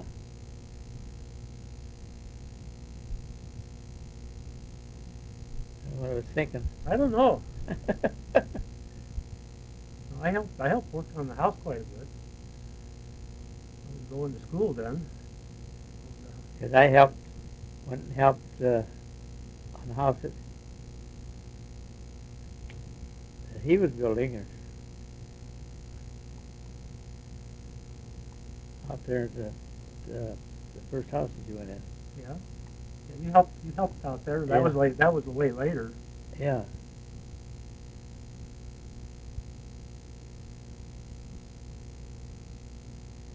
But when we moved here, we moved from the little apartment there that was on the second floor there on Main Street in Eldridge. We moved out here and moved into the basement and fixed up those two little rooms down there where Yeah. Sam and Brandy are living down there. They had a wall in between it. I had the closest end. My bed was in there, and had a little television in there even. And then you guys were over on the other side, and I think the couch was over there, and there was another television over there.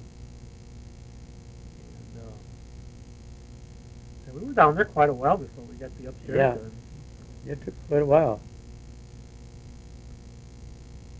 We had drywall put on by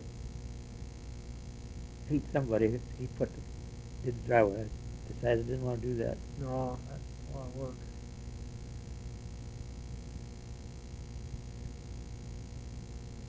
The insulation, we put all the insulation in there. I remember doing the insulation, Yeah. helping with the insulation.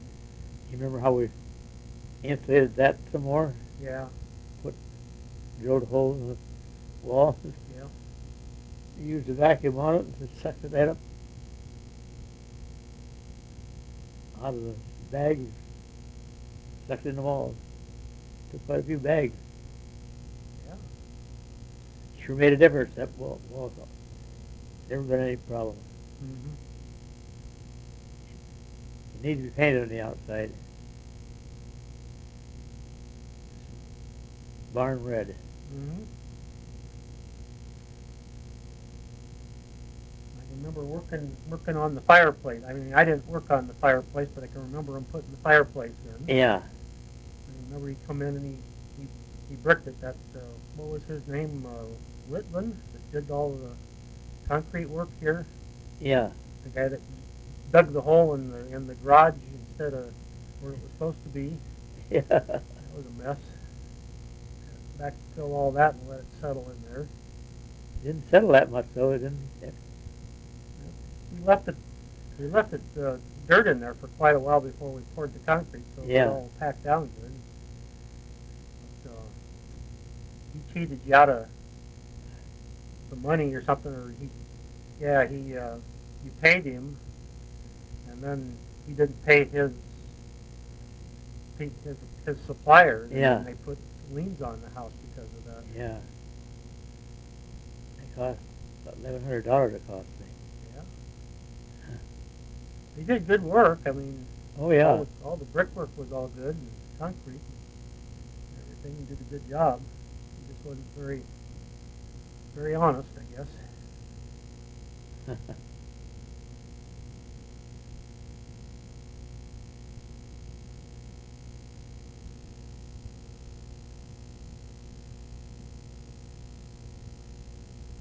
I can remember going and picking out all the light fixtures that was someplace down there on River Drive.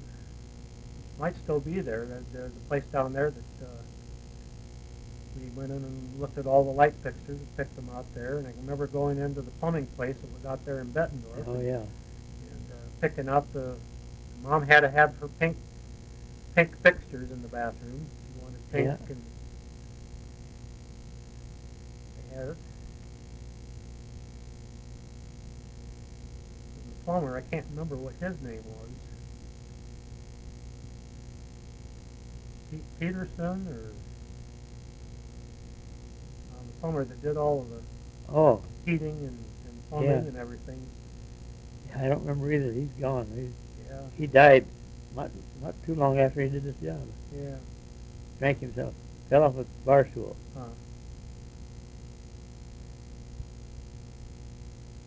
He was a nice enough guy. He did Yeah, good work.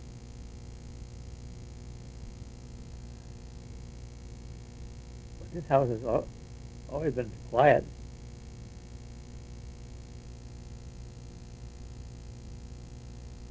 yeah, it's been a good house. It was well built.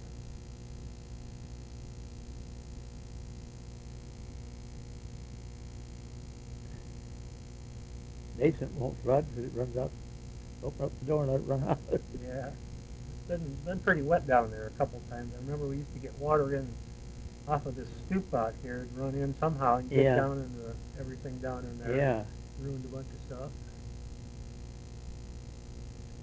Once it got so flooded down there, I remember I had that big old radio that I got from Grandma and Grandpa. That was that big Grunow down in the basement down there, Oh. and it sat down there in probably an inch of water or something like that. It ruined all the veneer on the bottom, and the cord had set down in the water, and it was sitting there sparking and smoking. And decided better just get rid of it because it ruined all the woodwork on the bottom. Probably wouldn't have ever been worth anything, but I always felt bad about that. That would have been a good antique. Those old radios are worth quite a bit now if they're all fixed up. Well, they should be getting home pretty quick. Yeah, they said it goes till 8 o'clock, so they probably be pretty close. Yeah.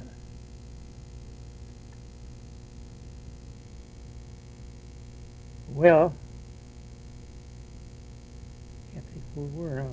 Oh, let's see, we talked about going down to Arizona and then coming back, and I Oh, guess yeah. that's about as we talked about the house here.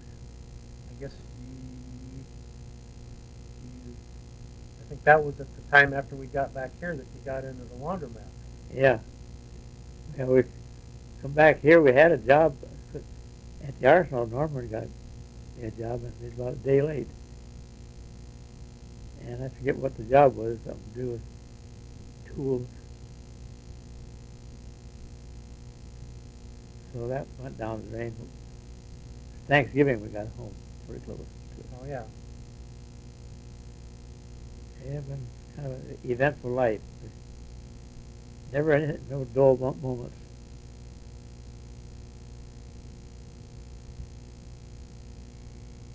I remember spent quite a few years at the laundromat working there. Yeah, All the different things that were going on there.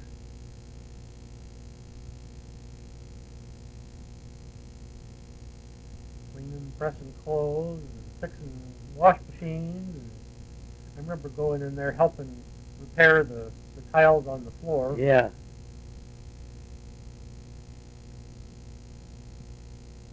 Yep, all that's gone now. The whole building's gone and everything. Yeah.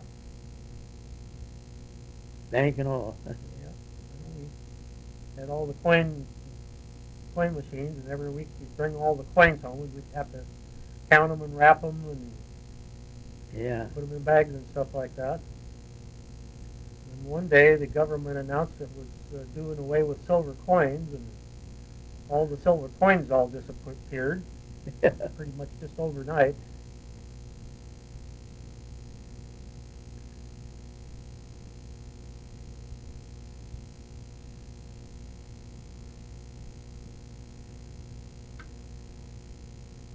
That was a lot of tough work there. It made pretty good money at first, till they changed the road on us. Yeah, until they closed off for the road there, Yeah. and then we're building the interstate behind you. Nobody could get in there. Yeah. Very easy anyway. Yeah, they get there all right, but it had to go out of their way. Yeah. I remember doing lots of things there. I remember I usually filled the pop machines up. There was a pop machine in the back there. I'd fill it up. Yeah. Kind of get to help with other things there. And that pop machine, we usually just pulled the money out of there and kept it put it away for rainy day. Uh-huh. And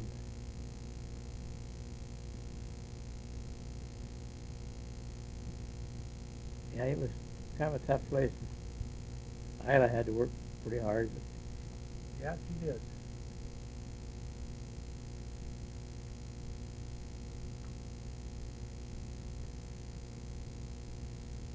It was kind of hot old work there, working on pressing clothes and all Yeah. that kind of stuff, the steam and machines were hot. hot. She was pretty good at it too, running a machine. Yeah. So Mom and Ellen were always real busy there, and Yeah. Yeah, she's been gone a couple of years now. yeah. She was kind of a gruff old gal, but she was good-hearted. Yeah. And this one gal there that she we're missing $20, and it's come out of the till. But anyhow, about 2 or 3 days later, she said she'd found $20 in somebody's coat pocket out there. Huh. So she said, "You want it to replace that other one you lost?" And I think that her husband got it.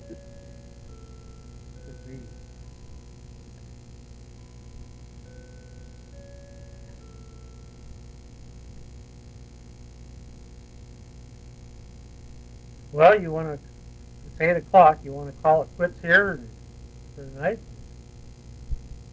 Yeah, I guess. Don't want to get too tired. I'm not too tired. I didn't work that hard today, but Yeah, you didn't.